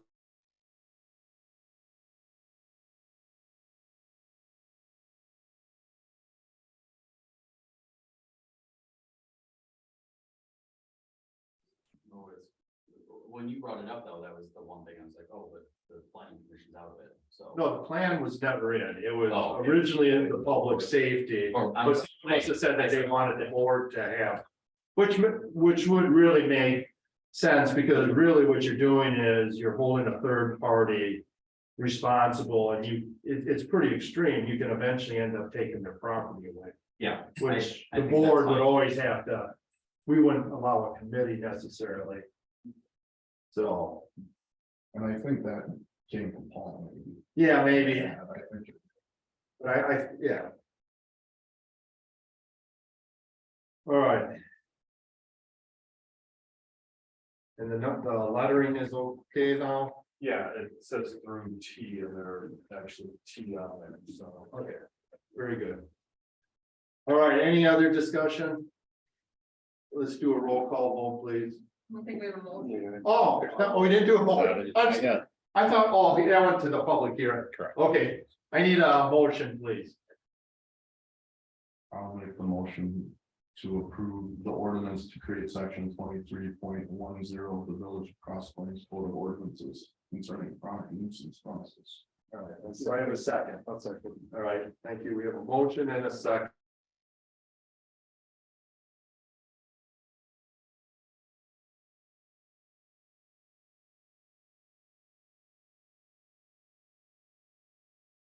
Anybody here to speak on conditional use permit process? No one here. Is there anybody on the computer? We're losing connectivity left and right, so let me. Yeah, it sounds like I keep hearing that you're recording. Someone's got a Seth, Seth, Are you So- connected now? yeah, I think I am connected. I just got that one, so. Yeah, we can hear, or at least I can hear you again now. Okay, no comments at this section though. I do actually have a comment on it, so I was waiting for it. Can you repeat that, Seth? I actually do want to speak at the public hearing for this, for the CUP. That's what I was waiting for. All right, then go ahead. Okay. Go ahead. Okay. Johnson, 5002 Laufenberg Boulevard, and I am also a current member of the Village Plan Commission. I'm actually in support of the village board being final approval. Yes, put it in the comments. Yeah. Put in the chat. Seth, can you possibly chat the voice connectivity here is breaking up audio? Body for any of this stuff. You want me to put my message in the chat box? Yeah, if you could. Okay, I will mute myself and type it in. Sorry, Seth, I don't know what's going on here on the Well, internet. they're a neighbor for us sometimes. That's fine. I don't even know how to. Yeah, we should buy free Wi-Fi for the entire village. You have the phone. You got Musk's number, satellite over. The zone? Or something? I don't. For Zoom, you can use phone, my understanding. That's what I do. You can call into the Zoom. Oh, to So then call you just in, I have think pause. that's set up for No, future. but I think the internet problems are on Brian's computer in this room. It's So this, it's probably not on Seth's end. no, it's not, it's here. It's And the here. phone would help. No, because he'd still be connecting in Yeah. through Brian's computer. Unless we could put him on speakerphone, like on a cell phone. Well, maybe we should do that. Maybe he could call. Do you have your cell phone with you? I don't, unfortunately. What's that? I think he's just typing. He said he was typing, but I know, but it sounded like he had a lot to say. In support of the board having the final say. In general. No unelected committee should have the final say in place of an elected body. Thank you, Seth. Thanks, Seth. All right. Any email? All right. Do I have a motion to close the public hearing? I'll second. All right, I have a motion and a second to close the public hearing on the conditional use permit process. All in favor, say aye. Aye. All opposed, same. So moved. All right, discussion and possible action, conditional use permit process. Go ahead, Cameron. So I don't have any particularly strong feelings here. The one thing that we have seen on the planning commission has been trying to get really fast turnaround on some of these. Right, I mean, we even had at one point, I think we, the planning committee or commission, whatever we are, approved it once, and then we threw together a quick another meeting.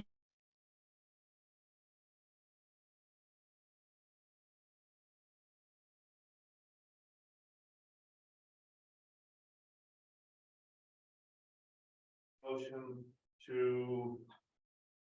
Question, do you want them separate? There's two separate things in here. There's the concerning public hearing and then it's concerning the conditional use permit. No, it's all under the You want it all? conditional use permit process. There's a number of steps in that process.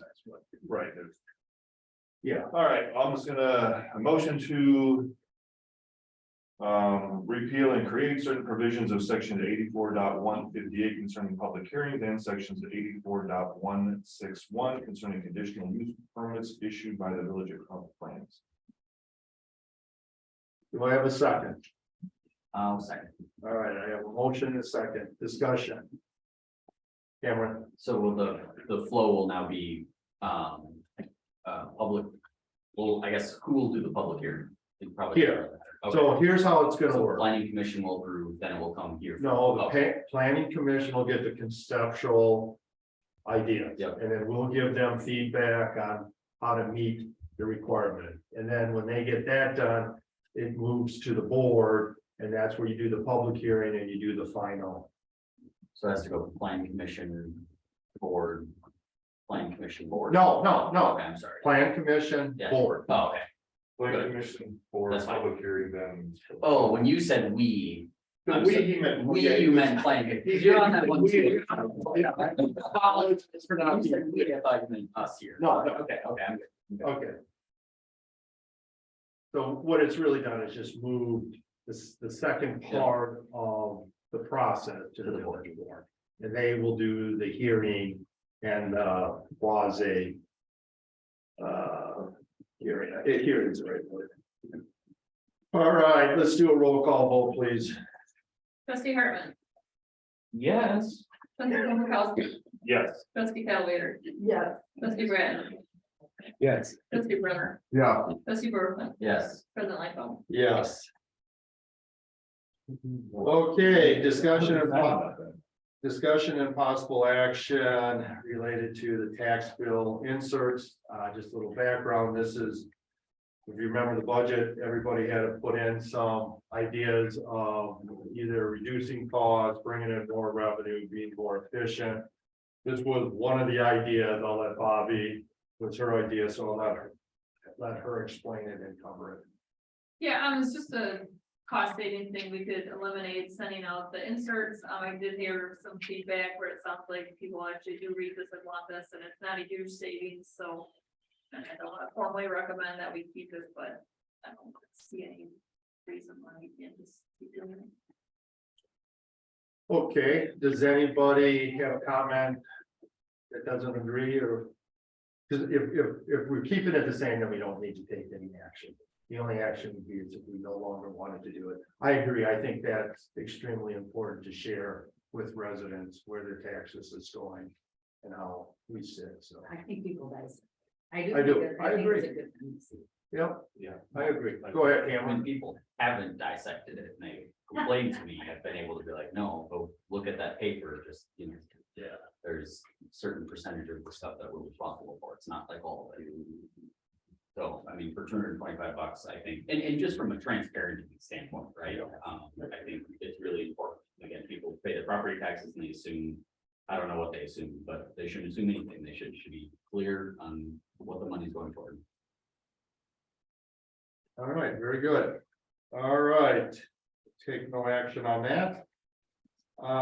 Discussion and possible action on the village energy audit. resolution. And this is Andy's, so. Yeah, sure, I can take this one. Yep, Basically, the village board had approved the, November, 2022, or sorry, November 22nd, 2021. Sustainability plan. We're trying to implement all of the, different elements of that plan. In the process of doing that, one of the first steps would be to just look at where we use energy, how it's being used, and whether there's any elements that we can reduce carbon emissions and or financial liability for the village. And so what we're asking for today is the approval to complete an energy audit of the village. However, through research between the time we put this on the agenda, I would like to make a motion to approve this in its entirety with an amendment to the second, be it therefore, to change energy audit to energy assessment. We can't get a hard number on the energy audit, but we know that the energy assessment is completely free for the village. And so I would move that we approve this in its entirety. And instead of it reading, be it further resolved, the village will approve an energy audit, we say approve an energy assessment from the focus on energy of village operations to establish baseline energy use in 2024. I'll second that. okay, I have a motion and a second discussion. I'm sorry, I'm confused with the motion. Sorry, the motion is to approve as stated with an amendment to the, So the second, where it says the village will implement an energy audit of village operations to establish baseline energy use by 2024. What he's saying is they're going to do what was the language you used? An assessment, an energy. assessment Free energy. from focus on energy of village operations to establish baseline energy use. There's no cost to it. That's my question. Correct. No cost to it. Right. That is my understanding that it was no cost to the village. And then what about, you said something about the second, be it further resolved, that the village will increase green. Did you say something about that paragraph? Some of this. Yeah, I'm amending the second one. The second to be, it's the third line, the third statement. Okay. The first one is therefore be resolved. He's doing the second, be it further resolved. Got it. Okay. All right, I guess I'm gonna have, I have no problem with the audit, because that's what this says. I'm feeling there's a little bit of a problem with transparency here. Mhm. You're doing energy audit, but if you look at the other parts of this, have nothing to do with the energy audit, and yet you're committing the village to do things that I would like further to understand.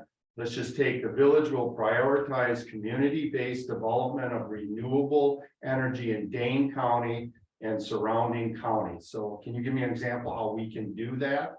What would be the pathway, and what are you looking for cost to that? No, there's Can no you- cost, there's actually no cost to any of those elements. It's basically saying that we're gonna authorize village administrators and department heads to look for local sourcing for all of the elements underneath the audit. So we're looking for local sources for energy here in Dane County. We're looking for the ability to enhance our community through networking, through microgrids, through green energy that is developed right here in our county and our community. It's just prioritizing the way in which we look at going about developing our community, essentially. Okay, this, to me, it reads develop renewable energy, which means we're gonna produce it somehow. If we're developing it, Which I'm looking at the same one, prioritizing community-based development of renewable energy. yeah, prioritization doesn't mean necessarily that we are gonna allocate funding to that. It's saying that we're gonna look at trying to do that, prioritize it. Okay. And I guess the other one is the very first one. It says the village will prioritize energy efficiency and conservation projects, programs, and outreach. What are we prioritizing it over? There, I mean, we're Like probably, looking behind you are the list of priorities on who we want to hire, what projects. So it's usually a ranking. So I'm trying to figure out what is this ranked over? Is it over public safety, parks and rec? it's not about prioritizing departments, it's about prioritizing sustainability efforts throughout the village, whether it be through Parks and Rec or through any other department. It's saying everything that we do is going to be in the effort of sustainability. That's all it's saying. It's not saying we're saying it's more important than the library or police or anything else. I just wanted to be very clear on that, okay? Yeah.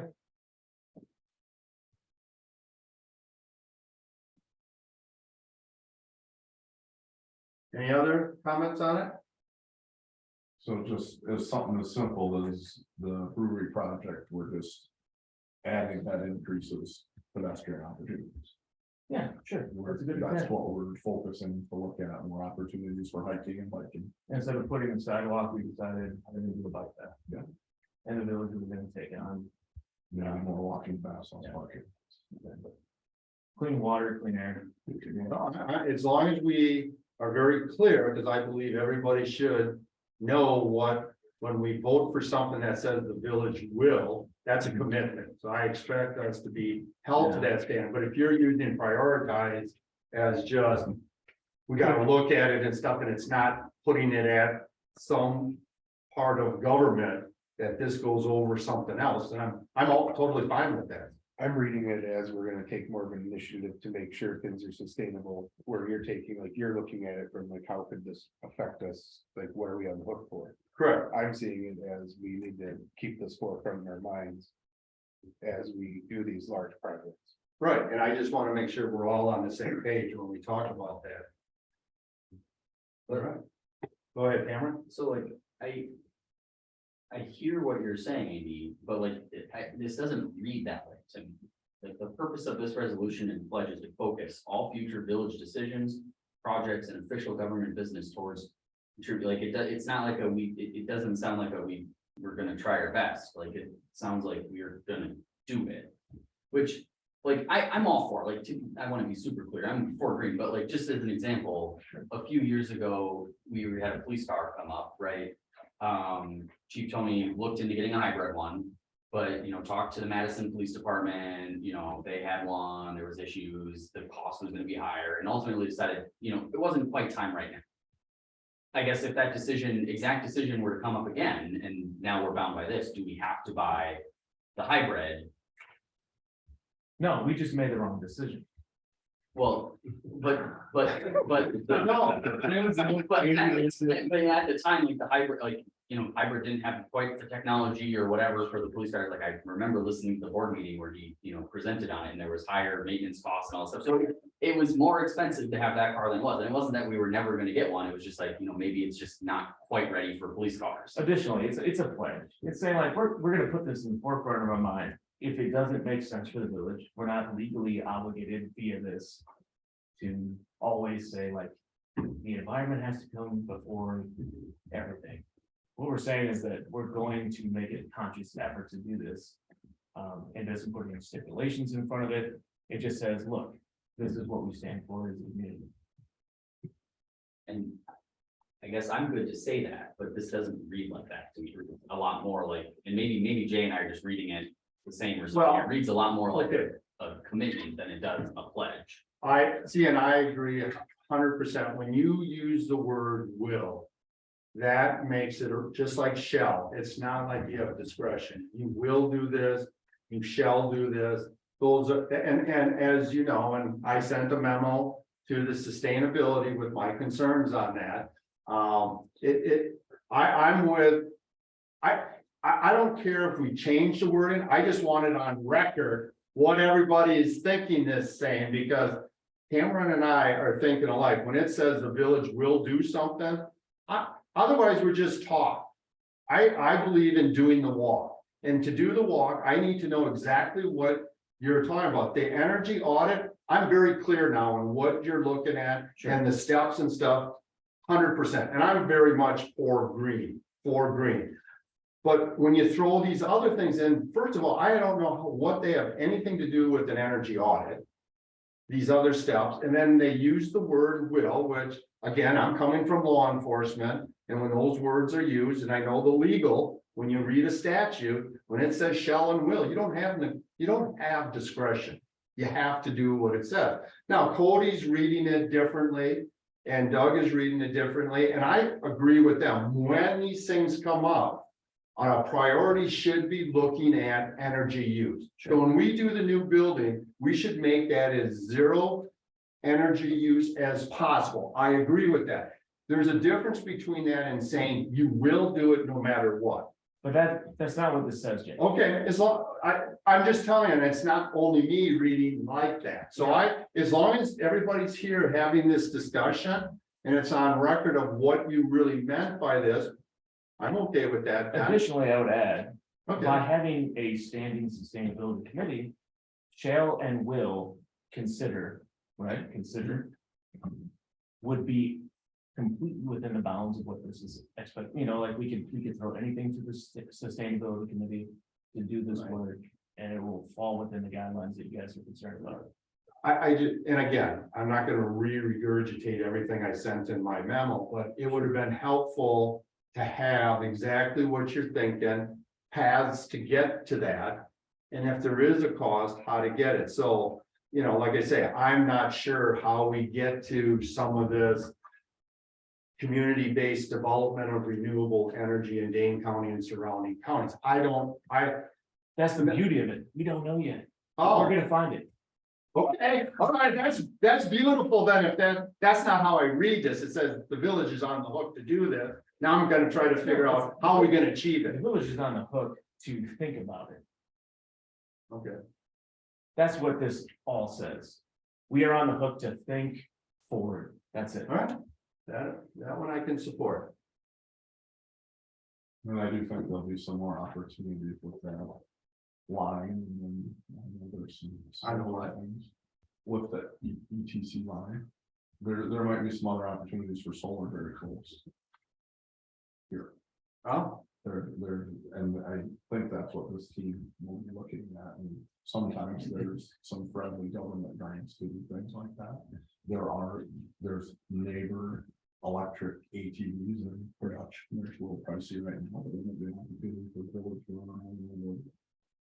Yeah, I'm all for, like when we build a building, making sure that, make every green, responsible choice you can and looking at solar panels on stuff, but I guess I'm caught up on like the police car, like I would hate to have a thing that just the technology wasn't quite there, and so then it costs us, a bunch more money, maybe we should have considered it the next time, which would have been 2 years, or I forgot the exact, whatever, so it just, and I just don't want to be handcuffed to be like, oh no, you have to pick that electric police car, and then all of a sudden, Chief Tony's, come to us because the repair costs are, it's in the shop every other month or whatever, and, he's like. Yeah, I just don't see that in that boiler would be there anyway.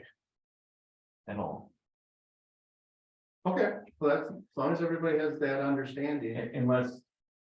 Brian, are we bound to only green decisions for the rest of our lives if this is adopted? I personally feel like if this is a good guide by which department heads and myself can go off of and making recommendations or putting a side by side an A and B decision of maybe a non and a green option, I think that's just going to better the village in the long run anyway. We should be thinking that way. We should be making those decisions and considering all available options, but in tune with that, considering what available options are out there in terms of green alternatives. So I think that's just a win-win for the village. I don't think anybody has a problem with the concept. I just think it's the wording that is where the difference of opinion comes in. I think everybody on this agrees for the end result. Sure. The same, it's just what the wording is and what it obligates us to do. Almost like a mission statement. More so. If it was written like that, yeah, but most mission statements don't use the word will. But anyways, I think if no one else has anything else, we can certainly. All right, all in favor, say aye. Aye. All opposed, same. So moved. All right. The Discussion and possible action, village ordinance 2.06. Andy, this is yours. Yeah, so it came to my attention that there is a loophole in the way in which you do democracy at the local level. So I wanted to remedy that. And in section 2.06, it refers to all village board agendas, commissions, and committees. And I realized there was a line in there that the village president shall have the authority to refer the item to a committee, commission, or future board meeting. The agenda for commissions and committees will be responsible for the respective chair. Basically, what this allows, in a few different words, is the village president control what gets on the agenda without public knowledge of how these processes work. So my objective here is just to basically put this into public realm so that people are aware of what board members are concerned about, and that there's a public discussion. And if we put it into the board and the board decides in the moment that we should push it down to a committee, we at least have the ability, excuse me, in the moment to discuss which committee it best fits. So an example of this would be a lot of the issues that sustainability has been discussing, deal with finance. So maybe some of those issues need to be moved to the finance committee instead of sustainability. It also, sort of works around this idea, we always have a walking forum issue. And so having discussions with board members to try and plan the best solutions for our community is quite challenging in that respect. And so bringing it up to the board itself as far as like, where should this be? Does it belong in the board? Does it belong in a committee? I think is more beneficial for the community itself to see that transparency. And ultimately, just keeping things more transparent and open is just better for the community itself. I can't see a reason why this would not be a good adjustment to ordinance 206. I'd like to respond. I think we first need to go back for a little bit of history. 3.5 years ago, when I think Michael and Duke will remember, our meetings pretty much lasted would end between 10 and midnight. And Bill and I were heavily criticized for the length of meetings. So what we decided as a board is we looked at a number of things to make board meetings more efficient and shorter. So one of the things we did was revamp all of chapter 2.06. We also moved our meetings from 7 o'clock to 6 o'clock. We agreed that the administrator would put together those memos that you now see in front of every event. So we can do that.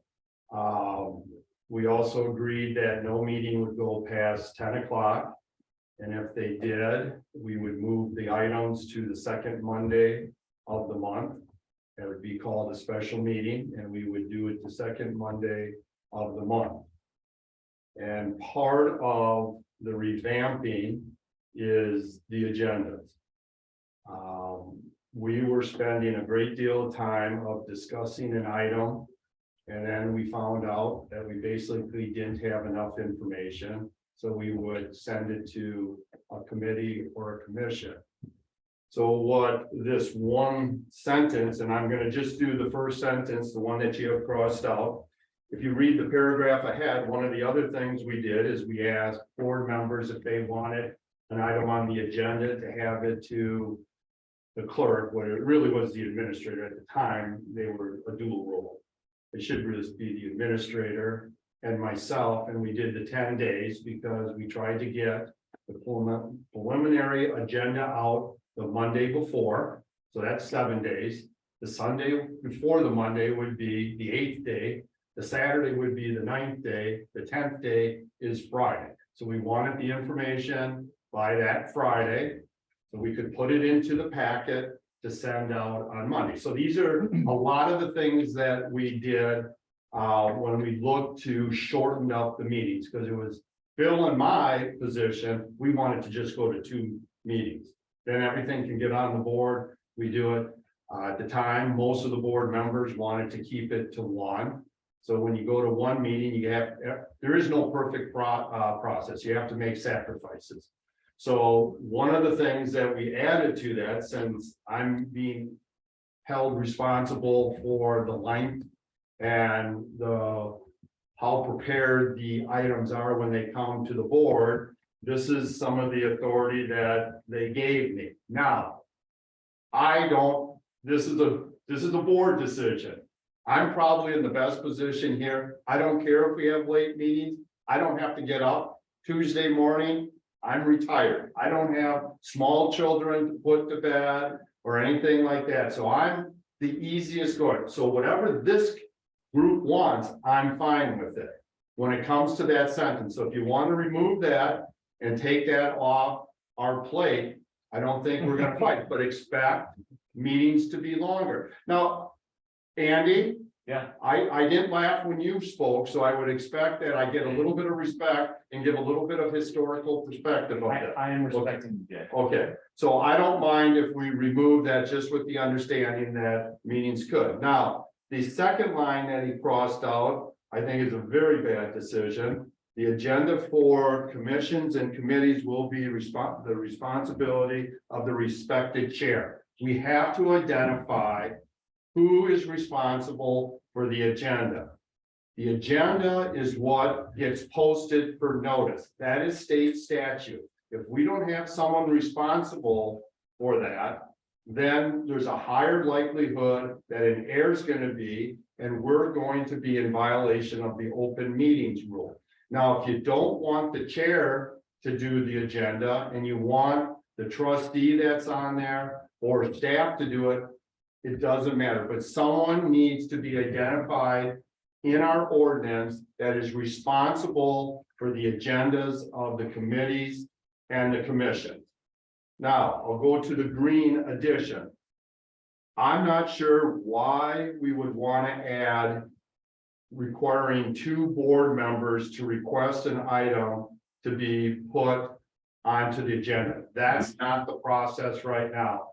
Anybody on this board can ask for an item to be put on the agenda. I don't see why we need to have 2 people. I think that is more anti-democracy than having 1. So I would not support making it 2. And then it says, and I love this, it says shall have the item added to the board agenda by the president at the meeting for which the agenda item is being requested. So the problem with that is there are statutes that require certain, and we just talked about it, how much time needs to be noticed. So we can put that in there, but if you say you want this on the agenda and we don't have time to notice it, it just can't be on the agenda. We cannot break state statute by doing this. The other thing is with Brian and for everybody else, I think we still need to hold that 10-day unless you're okay with being surprised with something on the agenda that we have no information to go on. We don't know what it's about. So this is all about managing the meetings. So I think the meetings, quite frankly, compared to what they were in the past, I think we're extremely efficient. If you're looking at the business that we're taking care of, and most of the time we're getting out of here in less than 2 hours, I'm not really sure the huge desire to change it. But like I say, I'm fine with that. I just want to make sure that everybody has an understanding that the meetings most likely, I can't see how they would be any shorter, will probably be longer. And I can assure you there hasn't been one item that a member has brought up, a trustee or a committee, that hasn't eventually been on the board meeting. It's not always the next meeting, because we try to plan it and we try to make it so we're not overwhelmed. And if you look at some of the strategies we're using, look at CDA. We had someone come in to explain what it's all about. The next month, we talked about it. You'll be seeing that with the ordinance coming up, and that takes management. Otherwise, it's all going to be done on one night. So that is up to you guys. I'll go with it. Those are the things we have to do, though. We have to figure out who you want responsible for the agendas, for the commissions and the committees. And then if you guys are comfortable with requiring 2 people to do it, and then the shall just as you can have it in there, but it's just not gonna hold because of state statute and an ordinance can't supersede a state statute. Judy? I've been here for the long meeting, so I like the 10 o'clock cutoff time. I like the 10-day ahead of time. I'm great with that. So just for clarification, as far as getting things on the on the agenda, any board member can request it and any department head can request it. So if we do request it, what is usually the ETA to get it on there? Like, I mean, besides the Well, 10 days. So, So if I would say I want it on about, I don't know, the chief. well, let's just say you kind of did the lights, right? Right, So we didn't put it on, that would be something that would be referred to somebody, so I would refer it. When staff wants something on the board, we talk about it and make sure there's all the information there. Most of you guys, like when Cameron wanted it for the water rate, right? It wasn't the next one, we needed to do some research on it, so we gave time, so there is, I basically, if it's not the next one, it's the following one. okay, so the lights is a good one to bring up. So like, right, I had asked these guys to look at it, their committee, and they did, they went to safety or whatever else. So now when they're ready, when does it come back to? It's on the staff meeting, for Wednesday, and Okay, then it'll come after that. Doug? I have a comment that's not specifically related to the wording of kind of how these things get put on the agenda. But first off, I'm thankful I was a part of the 4 or 5 hour meetings all the time. And I'm not suggesting we go back to the committee of the whole, but I'm suggesting that it's not just the board members' time at the board meetings, nor the other meetings, the committee meetings. You know, we have Brian here, we have 3 department heads. That's a lot of their time. They also, this is their livelihood, this is their full-time job, so they have plenty of meetings like this during the week. I would like to look at the whole thing and see how we can be more efficient with board time meetings and how we can empower staff more. That's simply what I'd like to say. Right, Andy? Yeah, Jay, I wasn't chuckling at you. I was chuckling at the idea that this is somehow like mitigating democracy in our community, which only what it's doing is opening up for more people to see the transparency and how decisions are made. When I asked for 2 board members to be on board before this shall be in the next meeting, we've got 33% of the trustees saying we want to talk about this. Doesn't mean that any action is going to be taken. It means we're going to talk about, should it go to a committee? Should it be acted on? And what committee should it go to? And having that conversation in the public sphere. That's all I'm asking for. It's not going to increase our meetings to midnight. Well, Okay, because how many times in the last 2 years, Jay, has any 2 trustees asked you to put something on the agenda? it has, because it's not a rule. There hasn't been a rule for that. That's what I'm not sure where it's coming from. How many times has any trustee asked you outside of the meetings to put anything on there? Lots. Yeah, and so does staff. I go to staff meetings every first Wednesday of the month. We get stuff in all the time. So my point is that How many have you given to be put on the agenda? Think of all 2 of them. No, in 2 years.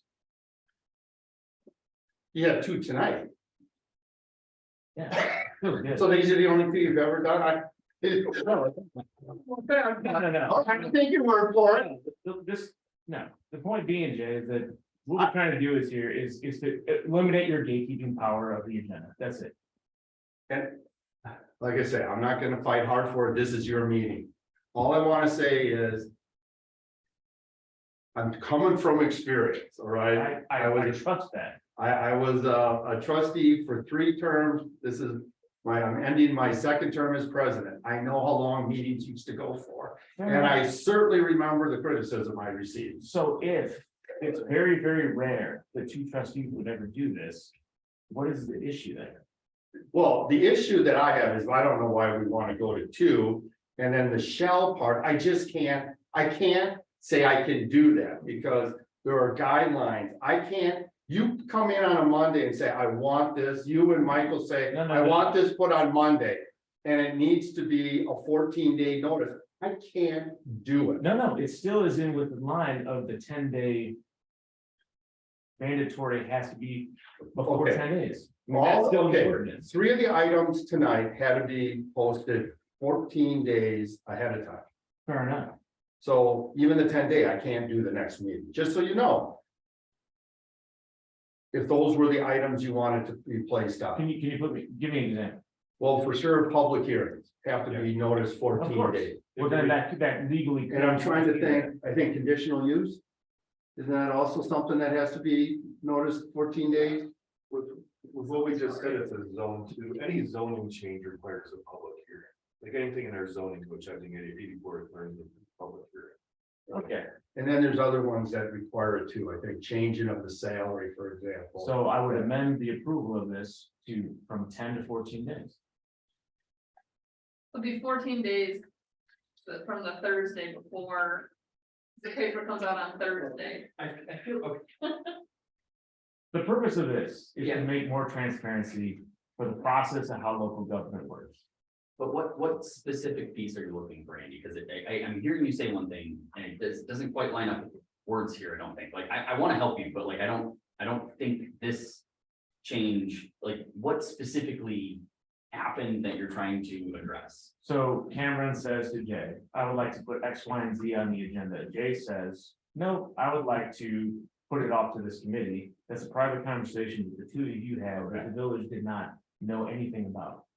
That's the conversation I would like to have in the public. Okay, and then if the thing gets to a committee though, like, okay, my water thing, for example, I didn't even do a formal request that just came up in a couple of meetings. Like, I put together some information, it went to the finance committee, it came back to the board.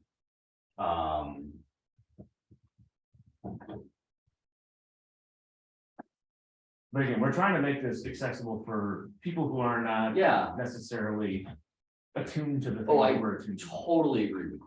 You know, I think there's a lot we can do to improve there. I just don't know if this adds a whole lot of transparency to the stuff we're talking about. what this basically does. It says if there's a consensus between two board members, we have to talk about it in public.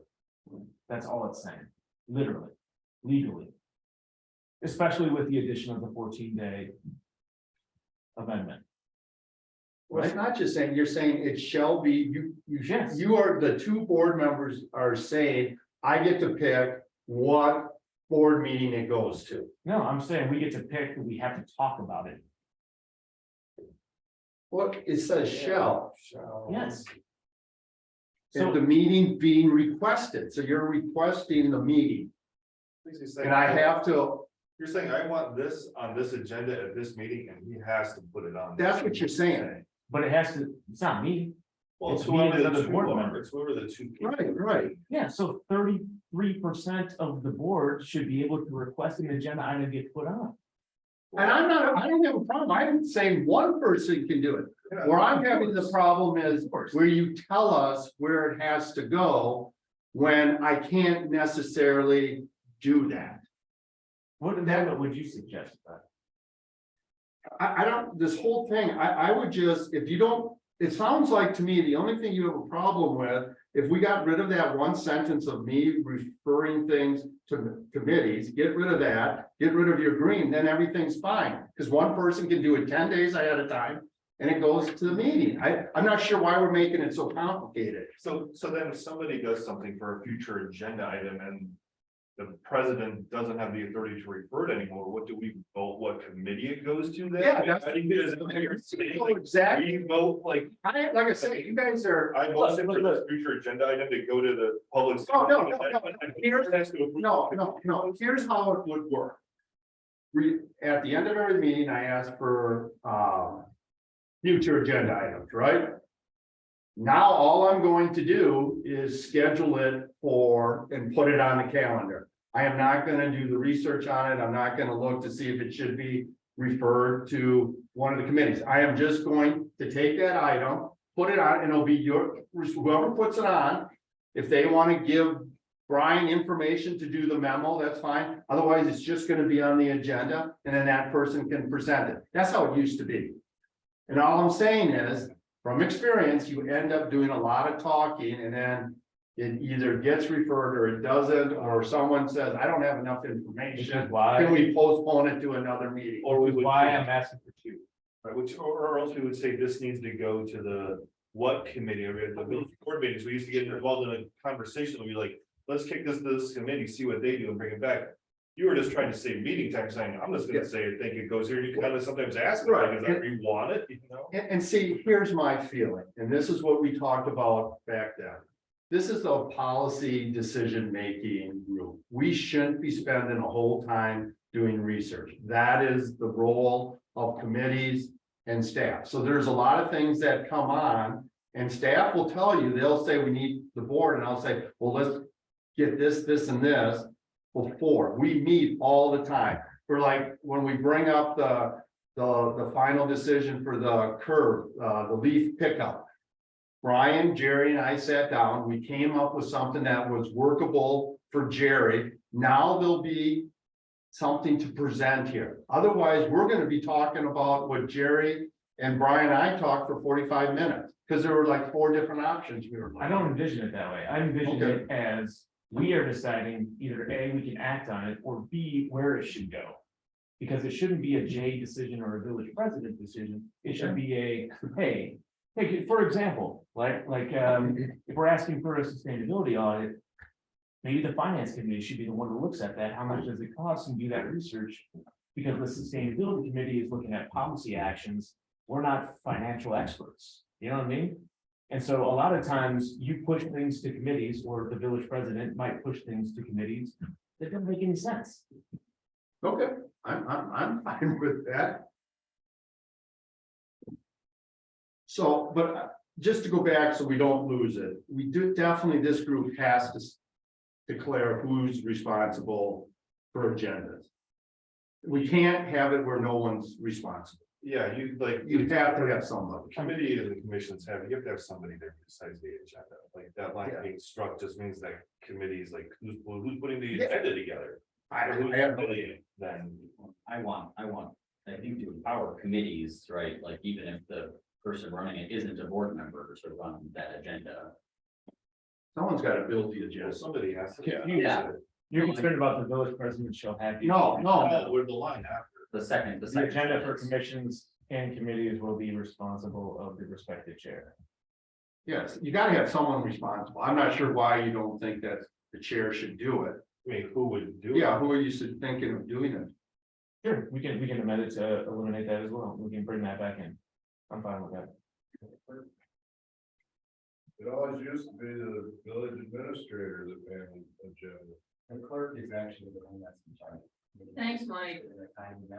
Well, I know, but someone has to, I'm not gonna dump 6 committees on her that she has to come up with the agendas for finance, for sustainability, for plan. That makes no sense. Fair enough. We can. She does the posting, the clerk does the posting, but that's different. That's the notice of the meeting. And most people use the agenda for the notice because it's there.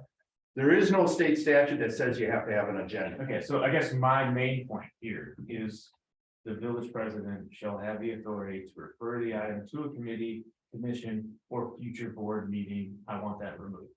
I want the green statement embedded into section 206. And we can leave the agenda for commissions and committees will be responsible of the respective chair. Well, I can't support the green because it's just not workable. Well, it seems redundant. If you take out the sentence you just said, right, if you read above, there's except it's 92 board members, just one. Right, there's never been to. The 2 is because it rarely happens. It notes that there is a community concern that involves at least enough of the trustees, the 33% of the body to have a concern. Which means it's less likely to happen, we're less likely to have meetings that go to midnight or whatever. I guess I would just keep out all of the green then, because the above section. Already covers it except with one trustee. I hear you. We could, if you wanted to make that change, what you just said, we should change the above part to say 2 trustees. Okay, so you're saying just flip the green to the top. No, I wouldn't support that. I like the idea that 1 trustee can bring something Yeah. forward. I don't want to have to go to 2, if that's totally necessary. Truly, I think we need a little more work than a line or 2 on this particular process. I'm gonna share probably a little outside the box thought. I personally think the village clerk and the village administrator should have more ownership of bringing things to us along with the department heads. I agree. And then I think we operate more as a board versus kind of in all of the discussions and consultations and late nights of the public department. And if it's a little different model, I'd even be open for having the village board trustees take turns leading board meetings. Well, you can't do that with state statute. You can't have. No, village president is the presiding officer of board meetings, that's state statute. You can also relinquish your authority in the meeting to somebody else to take over the meeting. That's not what state statute says, but I can reread it. You can yield time to any member of this committee. Well, but I have to run the meeting. Sure, but I'm not trying to make a decision or even say we want it. I'm trying to look at the way we do meetings, the way we treat our staff differently. Because I think our meetings are too long. Springs was a $650 million company. We had a 90-minute business meeting every month. I understand that there are some constraints around ordinances, but I also understand that at the end of the day, the people who make their livelihood, who do the job every day, I think should be the most listened to and trusted on their departments and on their area expertise. Whether it's policing, parks and rec, or public works, it's different than what I'm used to, and I know I'm used to a for-profit job, but I've also done a lot of work in the nonprofit sector, bringing people together and working with them. And there's probably opportunities to have staff do a part, or maybe all three department heads don't have to be here, maybe they rotate once in a while. I'm just trying to think of things a little differently and more efficiently. Not just for this meeting, because it also triggers down to the committee meetings and the staff meetings. And I would be open to looking at things differently.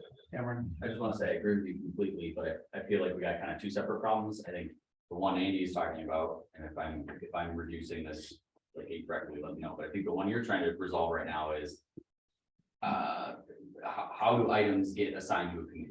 Yes. Should they be deal with that? Okay, so that's one. And then I do agree with you completely, Doug. That does sound like a separate thing, is how can we more empower department heads, in these meetings? I don't know exactly how it would work, but And I it will sounds like a separate problem. look into. I know I'm last week's board ordinance, but I wasn't planning on talking about that tonight, but it's something. You should talk to me though, because I've been talking to other village presidents and stuff on how they run meetings, because I've been curious about the same thing. So how do we combine these? Just take out the village president shall have the authority to refer the item to committee, commission, or future board meetings. And leave Before I everything vote on as- anything, I'd like to see it in writing, not say, oh, we're gonna chop this out and we're gonna chop that up and we're gonna do this. I'd like to see it all, read it all. Kind of take it in, because there's definitely things that can be worked on. Or do you want to table it and bring it Whoa, back? no, we don't want to table it, because we have a motion and a second. There's no motion. Oh, I thought Andy made the motion with the. He started reading into it. And then we Oh, okay. discussed it. I don't have a motion. Oh, okay, well, very good then. Then we can make a motion to postpone this. And the only thing I would do is let's change the clerk to administrator. Because somehow the administrator clerk part got, Yeah, take that. oh, yeah, make it feel wanted. You are wanting. But who's going to do the write-up? I will. All right, Andy will do the write-up and bring it back to the next meeting. That's what we need, a motion to postpone this to the March meeting. I move to postpone to the March meeting. Second. All right, I have a motion and a second, any discussion?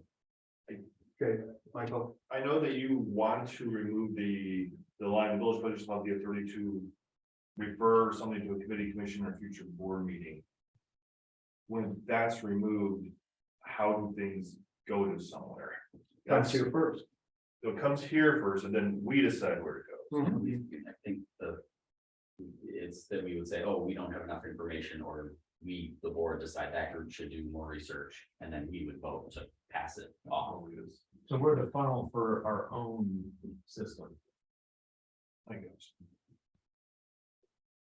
Okay.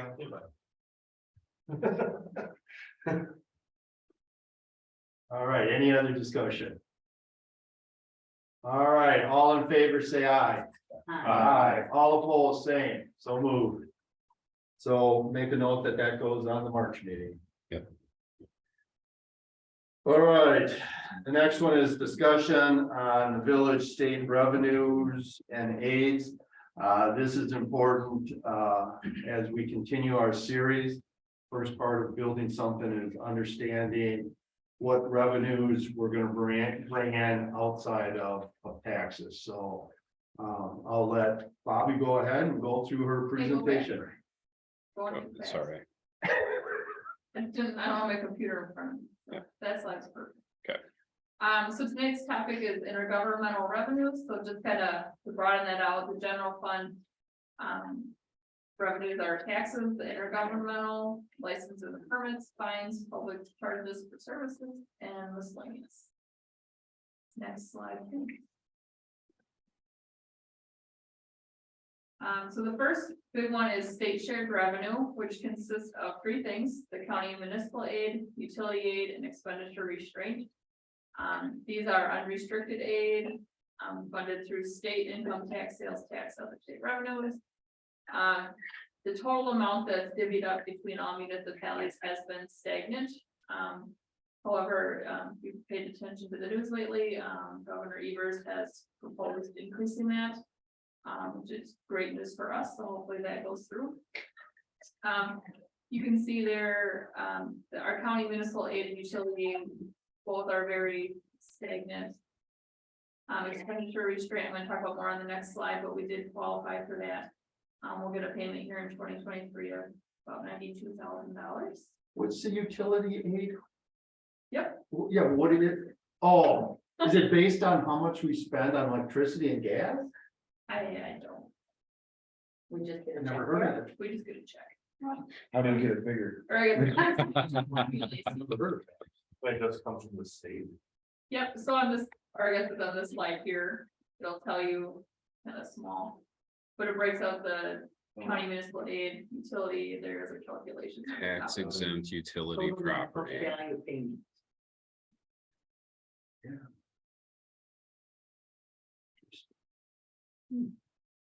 Yeah, the shared revenue is three parts. Oh, it's because of tax exempt utility property. Oh, That's what it says, understood. okay, that makes sense. So we don't have much. Okay, thank you, Michael. Yeah. It's that first line. Alright, so expenditure restraint is something we're gonna be talking about, especially more during budget. Yeah, it's an unrestricted aid. If you look on the smaller one on the lower right, that is our percentage for the 2023 budget. We were allowed to, is it 9% or the bottom that we could, our 2023 budget could increase over our 2022 by that amount and we would qualify. So we should be able to meet that. And then on the left is the thing that I fill out. So way on the bottom, I think it said we had to get a 4% increase. So that one says. 2.85. Oh, Yeah. this line, Yeah. general fund budget percentage change must be less than 4% to qualify. Yep. Yep. So 4% was our, what we had to meet, and we came in at the 2.8, so that's why we qualified for the 2023 payment. So yeah, that's kind of showing what we submit, and then what we get is, the calculation. If the budget goes through at the state level, right? The 2023 payment. Or is that Nope. the other one? Okay. I didn't explain that very well. See, the one on the left is the form that we submit for our current budget. Yes. So we came in under the percent we were given, and then the one on the right is just the percent for the next year budget. And just so everybody understands, it's just one big chunk of money and then divided by how many villages Qualified. qualify. So we could get more if less villages qualify or they increase the lump sum. Okay, and That's that all. is not shown on the state share revenue slide, like two of them. Is it like a separate pot? No, that's It's all where, one big pot, yeah. Yeah. So it's just divided out. There, I thought, well, when we talk about this, we have examples Okay, of how much was for villages, how much were for cities, how much were for county. And then it showed how many qualified for a number of years, so you can kind of get a flavor of it. So the problem, I think, for, the 2023 budget is because inflation was so high, I think a lot of people will qualify, so we might not get 90,000 next year, like it's smaller. Unless they put more in. Alright. Yep. Alright, I think we can go on. Another big aid that we get is general transportation aid. On the left or the right, you'll see the sheet that I get that shows how they calculate it. So each year our auditor provides information to the Department of Revenue, how much we've spent on transportation related things, roads, plowing, curb and gutters, all that stuff. So they take a 6-year average of those costs and do a calculation. So from year to year, you're limited, so ours has been going down because the Highway 14 project came off. And so our average is going down, but we are limited, if you notice, like the 2023 payment is 90% of the 2022 payment. So if there wasn't that limit in place, we probably would get less than the 255. We do get capped at a 90%. And then the opposite is true, you can't increase by more than, I think it's 115%. okay, but that's not, I mean, like, the transportation aid comes from, like, I guess. We had that big Highway 14 project, we spent a ton of money, so then the state was taking back Yeah, because our, additional. yeah. But now, because we are, okay, yeah, so next, or this year with Brewery Road, maybe it'll go up again. go up again, but not more than 115% or 30%. Okay, they're trying to keep it stable by not going real high, low, so they try to do it over a 6-year average, so you don't get slammed. So the more you spend, the more you get back. Transportation aid, exempt computer aid. A lot of these aids are related to like personal property tax when we used to get money for personal property tax on like computers and softwares and stuff, but they took that off. So then the state said, well, we'll chip in some money to compensate you for that. And again, that's one that's held steady now at the same amount since 2017, so. We just get that $5,500 a year for that. Video service provider, so we get quarterly franchise fees from TDS and Charter for how much revenue they collect in the village. And then they were supposed to give us a kickback kind of. It was like up to 5%, and they lobbied to get that lowered to 4%. And so this is another thing where the state said, well, we're gonna, give you the difference between what you used to get and what you're getting now. So that we're now locked in at the 10,300. Well, we're down. And that'll go forever. I mean, As long as I there's- don't get- okay, Yeah. Once we have the 300 extra pounds, we'll have to change it out, or no, that just stays. in the No, village? that's. Keep it. The personal property, I'm not sure how that really differs from the exempt computer aid, because it's kind of the same thing. You can see that amount now is the same. The recycling grant is something that Jerry puts together. He gets numbers from, I think, Town and Country, how much, tonnage we recycle. But again, like that, it's at $6,600, that doesn't change too much. And then the 2% fire dues is something that, Chief Justin, thank you, I can't think of his name, applies for. I'm not exactly sure how that's calculated, but we are required to spend that on fire safety, so. but does the village get this or the fire district? It comes to the village.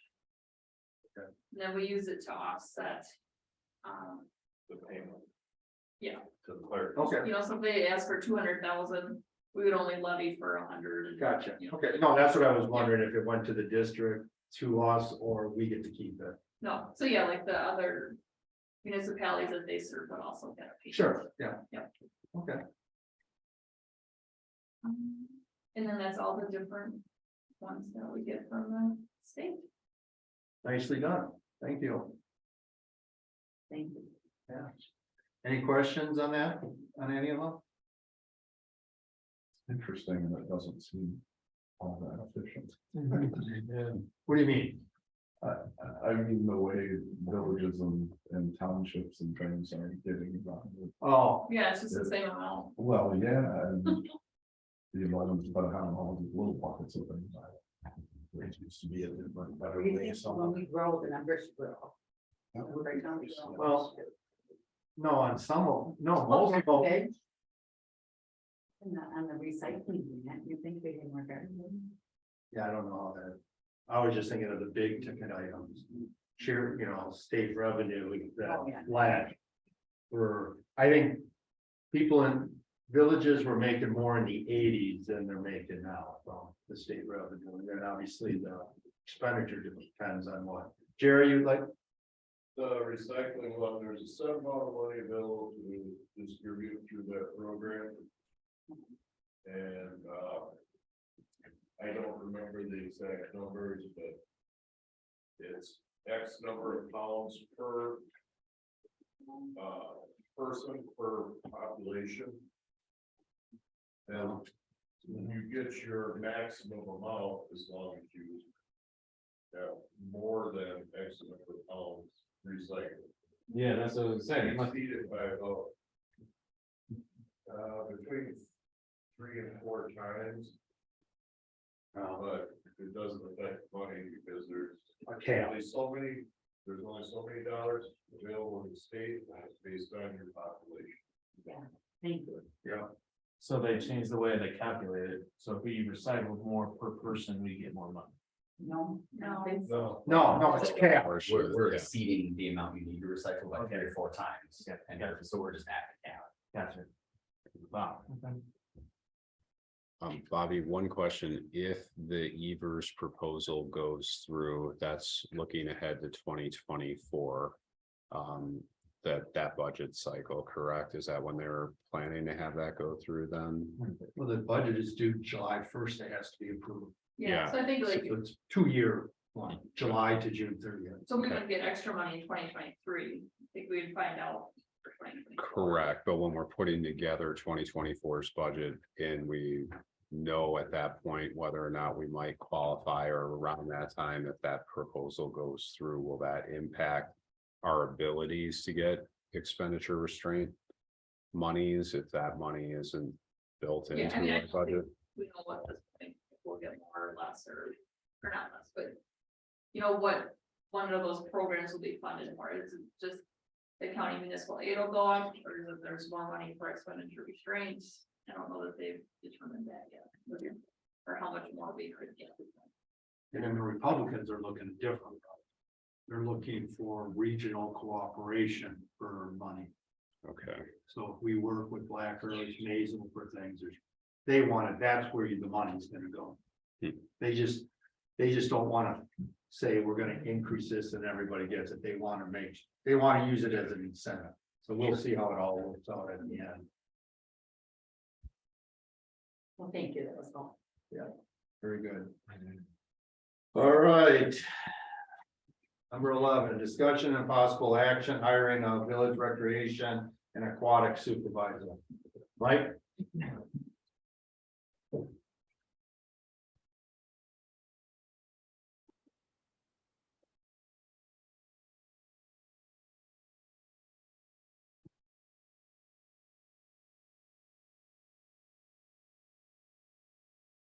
All right, as stated in my memo, we did, posting for the position, as the board approved at the last meeting.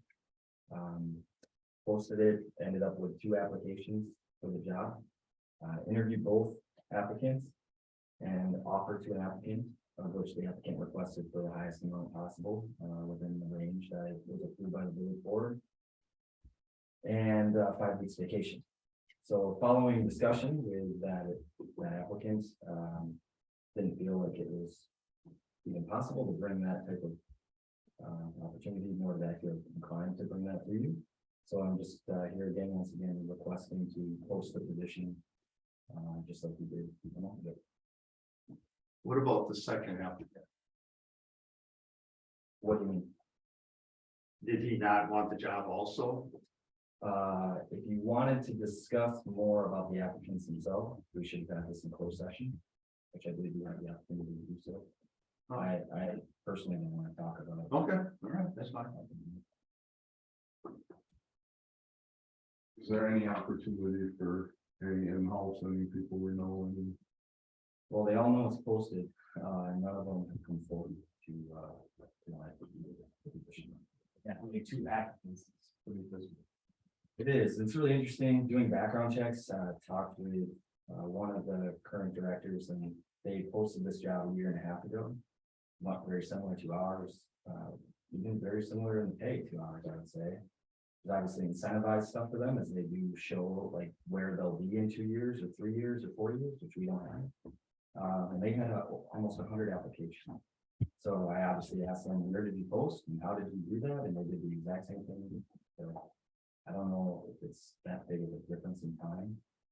I can tell you, I believe I told you at the last meeting that I went to conference and there's normally 100 students or so. There were 5 in recreation management this year. For like academies, there were 5, and they all went to Madison College. I know Doug actually talked to one of them, because worked with mechanical, and he still hasn't, contacted us back. So it's yeah, it's kind of where we're at. I believe, but just the times and pay and responsibilities, opportunities. So you just need action to post again, that's what you're asking for? Correct. Yeah, I didn't know if you wanted to, do I just repost it as considered from last time, but I wanted to obviously be abreast to what was happening and what we did. And let you know where we're at currently. What will happen if this doesn't get filled like within the next 60 days? Well, it's already happened. We're behind the 8 ball considerably. We're the spring summer activity guide was scheduled to be out March 15th. That's the latest we've ever really gotten it out. And right now, there could be obviously some other changes within staffing, so I'm really skeptical. We won't be doing a spring summer activity guide where it's sent out, so you won't get a hard copy this year. We planned that last year, just going green and trying to be more sustainable. We do plan to send out a postcard for this year to let everyone know. Here's a QR code, you can go on and look at it here on your phone or your tablet. And I'm even reluctant to do that right now, as I'm just really worried about applications and not only applications for this full-time job. This points directly to part-time positions as well. I finally have gotten some correspondence from parents more, saying, hey, when are you posting for jobs? And said, hey, they're out there now. Please put applications in. But most of them that I've gotten to date are all under the age at which we could hire for the pool right now. So the pool is going to be interesting. And I know most communities in general have had this problem. So, it's been going on for 4, 5, 6 years, and we've always been, above everyone else in the application process. So, I know it's obviously with the times, the states try to do some changes as well and allow 15-year-olds to lifeguard now, not just 16. So that's, you now can hire 15-year-olds. So I was hoping that would help, but to date we haven't received any more applications for the pool. And obviously they can work in Middleton as well. The Parks, Recreation and Conservancy Committee did approve an increase in pay for our part-time staff at the last meeting. I put together more or less a spreadsheet of where our budget was from last year to this year, the hiring process, and we're going to increase those hopefully without any of the budget at all. But right now we're at 10 lifeguards, which last year we had 24. So we had 22, I'm sorry. Do you know what the pay different kind of like a ballpark from Middleton versus our lifeguard? Yeah, I actually have them all. Even within lifeguarding, we're about $2 under Middleton right now, even with our changes that we have put in. Middleton's in competition with Mass, and it's just, it's. What about like Maysville, we went to a different, like the small. you know? We're more than them, they pay like $9 for lifeguards. This year we will be at $12 for our lifeguards, and actually the ones that will be returning all get a quarter increase for each year looking back, so I included that into the budget for lifeguards. So most of them will be like 12, 50 or something like that. But that's a separate problem from. Correct. Sorry, I kind of got off on that. I was just curious. No, you're fine. I'm not trying to. Yeah. Be like we gotta stick to the agenda or anything like that. I'm just like, I want to help you. I just, I don't know what to track. What do you need? I wish I had a crystal ball. Obviously, I always thought it was money. The position itself, I feel like is low for the title, but also, it's in line with the rest of our staff and the rest of our employees. So, it's hard for me to request more money than that. Right now, my goal and my plan would be to post this on the Illinois Park and Rec Association's job board as well. I did that last time, so when we hired Andrea for this position, similar position, it was posted on there and received a few coming in there. My hope and goal is to obviously hire someone quickly, but I also don't want to, but the big thing is to make sure that we get someone that understands the responsibilities and make sure that they understand, the time that's going to be needed. I have another question. Yeah. I'm not saying that we would have done this, and I trust your decision, but the person countered for the max range and 5 weeks vacation. And did that mostly fall? I mean, obviously you can't magically grant 5 weeks vacation. But did that mostly fall apart just because like there was no more room for growth at the top of the range, and or you didn't think that candidate, was qualified for that? Yeah, I think in general, the request for salary is right in line. Like, I really believe that position probably should be at that range or that high of it.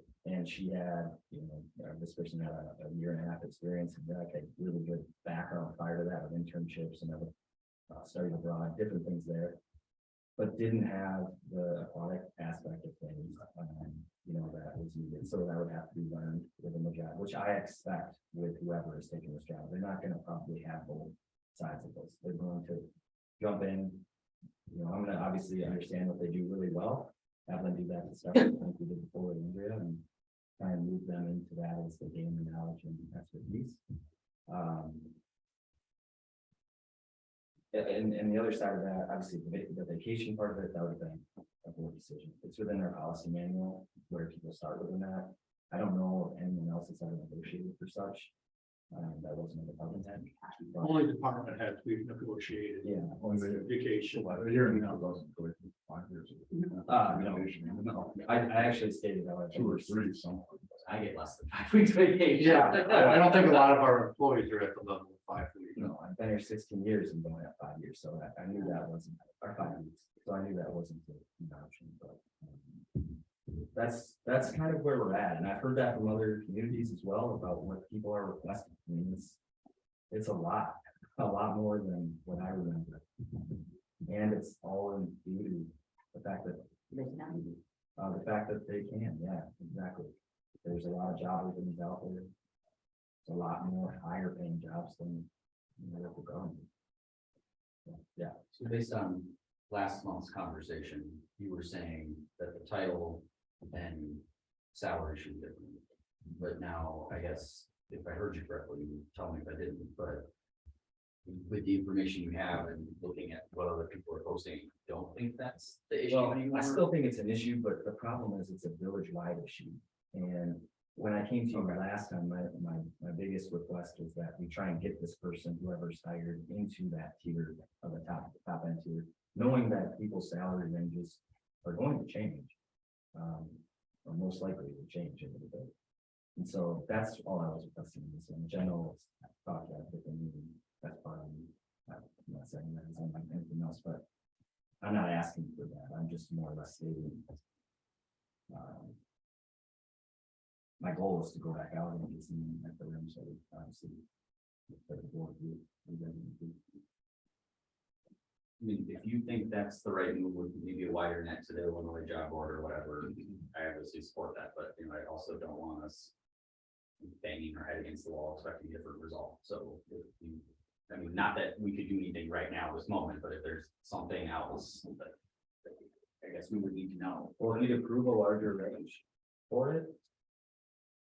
That'd be great, like allowing staff, whether it be Brian and myself, to negotiate for up to a certain amount, great, but if not, then we'll stay within that range and try and search for something. I don't think we could take action on that probably tonight, given it's not listed or anything, but And in fairness, that's, I mean, that is one of the pieces that, you know, the department heads are looking at in our discussions right now in terms of, can we create some kind of a flexible band within which we can honor someone or grant someone that with more experience, more, you know, immediate abilities to help and have the training necessary to do the job. Maybe the department head and the administrator can discuss. We can some flexibility to work with them. with that one to help us with this candidate. Correct. There.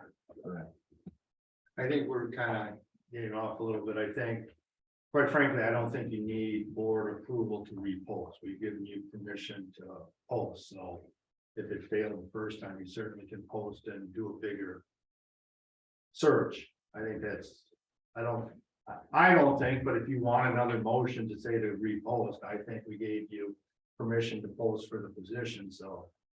I'm sorry you had to sit this whole meeting for that. It's fine, I wanted you to be, like I said, I wanted you to understand, everyone to understand where we're at and what's happening, and understand also that. I mean, right now, there will be a major reduction in services and options for this coming summer. I mean, it's just the way it has to be right now. We have been trying to pick that up currently with some part-time staffing, which we're paying a lot more than we were before.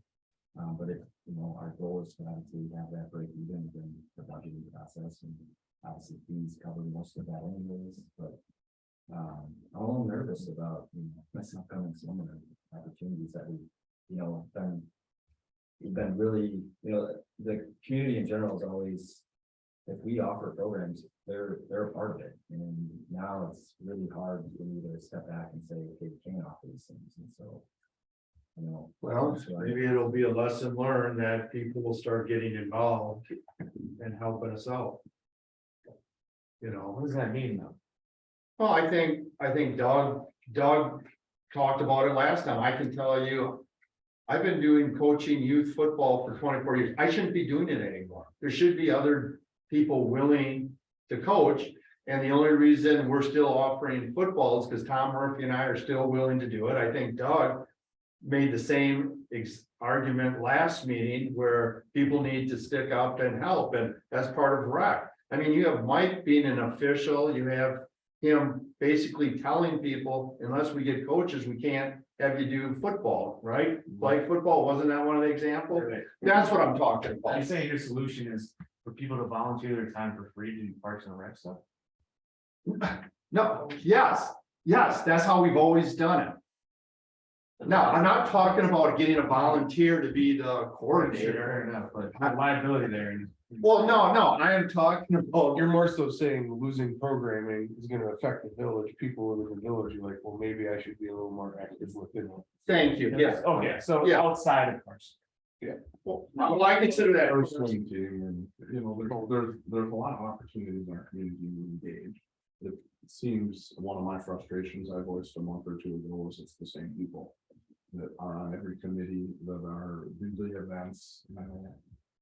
Judy and I know Caitlin, Katie very well because we're very deep with the chamber and the events they do. And I think there's ways to engage more people in the good of our community.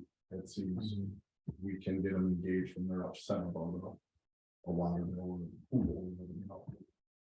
that's my point. I didn't think Jay's comment had to do with the aquatic director or like that we have half the lifeguards because you can't volunteer to do those. It had to do with the coaching and Yeah, when he mentioned that we're gonna have to cut services, it went right to my head, yeah.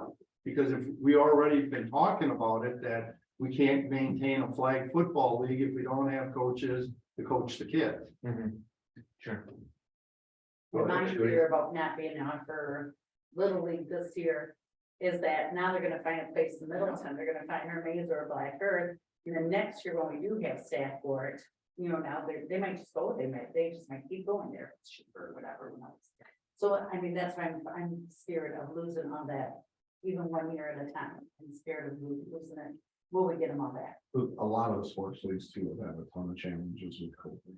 Just a lot of different leagues have gone away. We're scrambling now, CP baseball to try to get them the right, where we just had the same big league team for 50 years.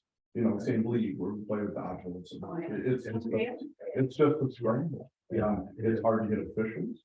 Yeah, we all know this, and I just think other people need to do that. I think the thing that worries me the most is the fact that we've offered some services over the last few years, especially coming out of COVID, with Reconnect and other things, that like families are counting 100%.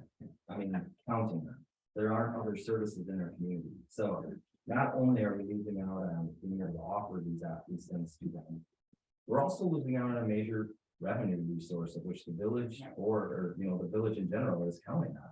That money is, I mean, it's projected. We understand it's projected, but we are losing out on that. So it's a double-edged sword in a lot of ways. But the summer programs, I mean, people are, like you say, kids, adults are counting on that summer programs. Yeah, we had to drop the childcare thing. I think that's what you're referencing. I mean, there's no way you're gonna sign up for anything else. I mean, they filled up 3 months ago, right? Right. You know. Correct. And I'm trying to be transparent with people as well that have been contacting us and asking about it. And it's like, you know, right now, I can't guarantee that we can help it. And that's the problem, is that everybody's attracted to bright, shiny objects, and if we don't have anything to show for it, we don't have the personnel to do it. Of course, they're gonna go to Middleton or one of here, wherever. Because they have nice facilities, great access to everything. And we're scrambling to find somebody to manage this. All right, do you want a motion? If I don't want, if you don't. I don't think I'm with it, I'm good. All right, future agenda items. I do wonder just with this conversation, and I mean, even a lot of the good data that, I mean, we didn't talk about in detail, but you know, I read through all of it, that Jerry had mentioned. Like, I understand we can't do something, well, I understand it's hard to do something out of budget, but like, if we're gonna be squeezed this summer, is there like, I don't know, I'm asking the question, is there like, you know, decisions we can make to, you know, I don't know, pay the lifeguards a little bit more, so hopefully we can have the pool open this summer. Because I'm guessing it's gonna have pretty limited hours. We've had half the lifeguards we had last year, and it already wasn't open on last year, but there was a lot of times it was closed. We can certainly We'll put, if, use fund balance. yeah, I think what you have, yeah, I guess. I don't mean, know. give me what the topic was, and I'll put it here, and we'll put it there, and we'll get the discussion going and decide where it goes. I wasn't trying to be, I don't know. No, I'm sorry, I don't know what to do. I just didn't know if there was something, if we should have a discussion about it, maybe. It's to start, I mean, it's getting late, right? If we want to hire for summer, I mean, we're, you know. Yeah, no Mobe. No Mobe, Okay, and I'd like to hear more about staff salary increases, steps. So.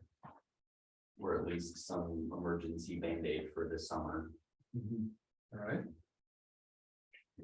We can do a hybrid on that. Yes, those two topics together. Like money for people. Summer Academy, Say it the again. Jay Leinfeld Summer Academy. Yeah. Is there a way that we could use the savings from not hiring people currently in positions, use that salary to maybe give to our other staff that is doing a little bit more, and more or less like saying, hey, thank you for your work, will you please stay, kind of thing, you know? Well, that would be, that, here's the thing, that's called salary savings, and you've used it in the past for different situations. it would have to be something like a merit pay or a bonus, because you cannot hook it in because that salary savings won't be every year, right? Because you hire Right. eventually. More or less So- a stipend. More or less just a stipend. I Yeah, that would be something that certainly could be done. think that would be great.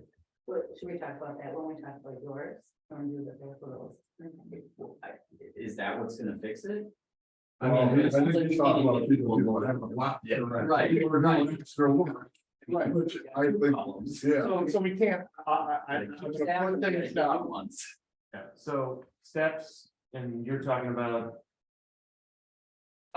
I don't even know exactly what I'm talking about. I mean, Mike is bringing up some very valid concerns, and I just wanna know if there's. It'll be anything we can- bonuses Like a or retention. Anything we can do about it. stipend or bonus. Incentive for staying and doing. And maybe it's incentivizing even our part-time staff, right? Like, it doesn't have to be a $2 an hour increase, but maybe a way to, if we had $200 per part-time staffer that work X amount of hours, they get the $200, right? Like, incentivizing them. Could you tie it in? Yeah. Retention bonus. Correct. Like, stay through the end of the summer, you'll get a bonus at the end. Yeah. Could you bring options next time? Is that enough time to? Yeah, I'd love to. I really would like, I think it's important. I'm not trying to put anything on the agenda. I'm just. No, I'm putting it on the agenda. Trying to expedite, Just think between like department heads and Bobby, I'm sorry, but she can come with the numbers and help us a lot and bring some ideas,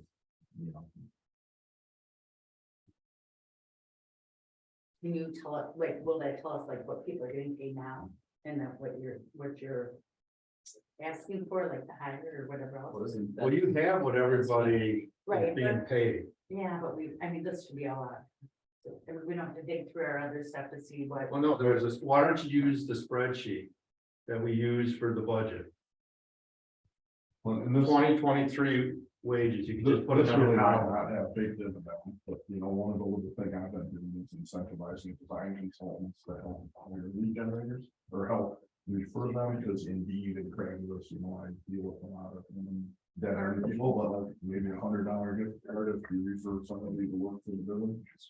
It's something that's easy, a one-time thing, and they have to make it through the summer or have to make it month, because people don't stay as long as they used to. So we can't pay $100 a day. That might work for your summer home. Yeah. Hey, Yeah, you some rent summer home. over for us and you get extra. Because all that other stuff takes a lot of money and effort too, just screens and everything. Well, just so you know, exactly the same thing is going on with positions I'm trying. That's, Two applicants, I was just thinking the same thing. one taking the offer, Holistically. he turned it down. We're back to three applicants. I think we just face a new reality. I was thinking about this when I lifeguarded, and this is a long time ago, but the options were like work at Quick Trip for minimum wage or a lifeguard for a couple bucks more. But like now, like you can go work at Culver's for like $15 an hour, like it's just, the world is gone. I just saw Quick Trip, $2,500 sign-on bonus. Yeah. For adults, right? Yeah. Yeah. For full-time position. Yeah, because they get plenty of kids, they just need to go. I think you have to be 18 to look at Quick Trip. No, I was talking about Culver's. Oh, No, I said Quick Trip though. Yeah. Oh, I thought someone said the 2,500 for Culver's. Oh, no, he said it for Quick Trip. I was just saying Culver's at $15. Oh. Like, if now again, if I were in high school and I'd be like, where do I want to work? I have my lifeguard thing. I could go work whatever lifeguards make. $12. I could do $12 an hour lifeguarding, or I could go make 15 at Culver's, it's a. lifeguarding is way more fun. It's your trust. I was a guy too. Yeah. I gave up working at the Coke factory, you go to Nakoma Country Club. That's what I started at. That was night and day. Unloading trucks and loading trucks. Back then. Retired guy, he was doing the summer. Oh, I would go to the pool every day.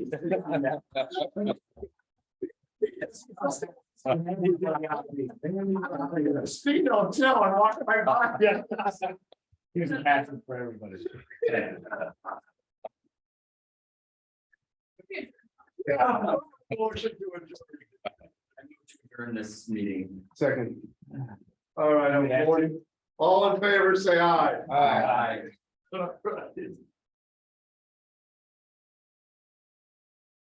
Well, I'm bothered now.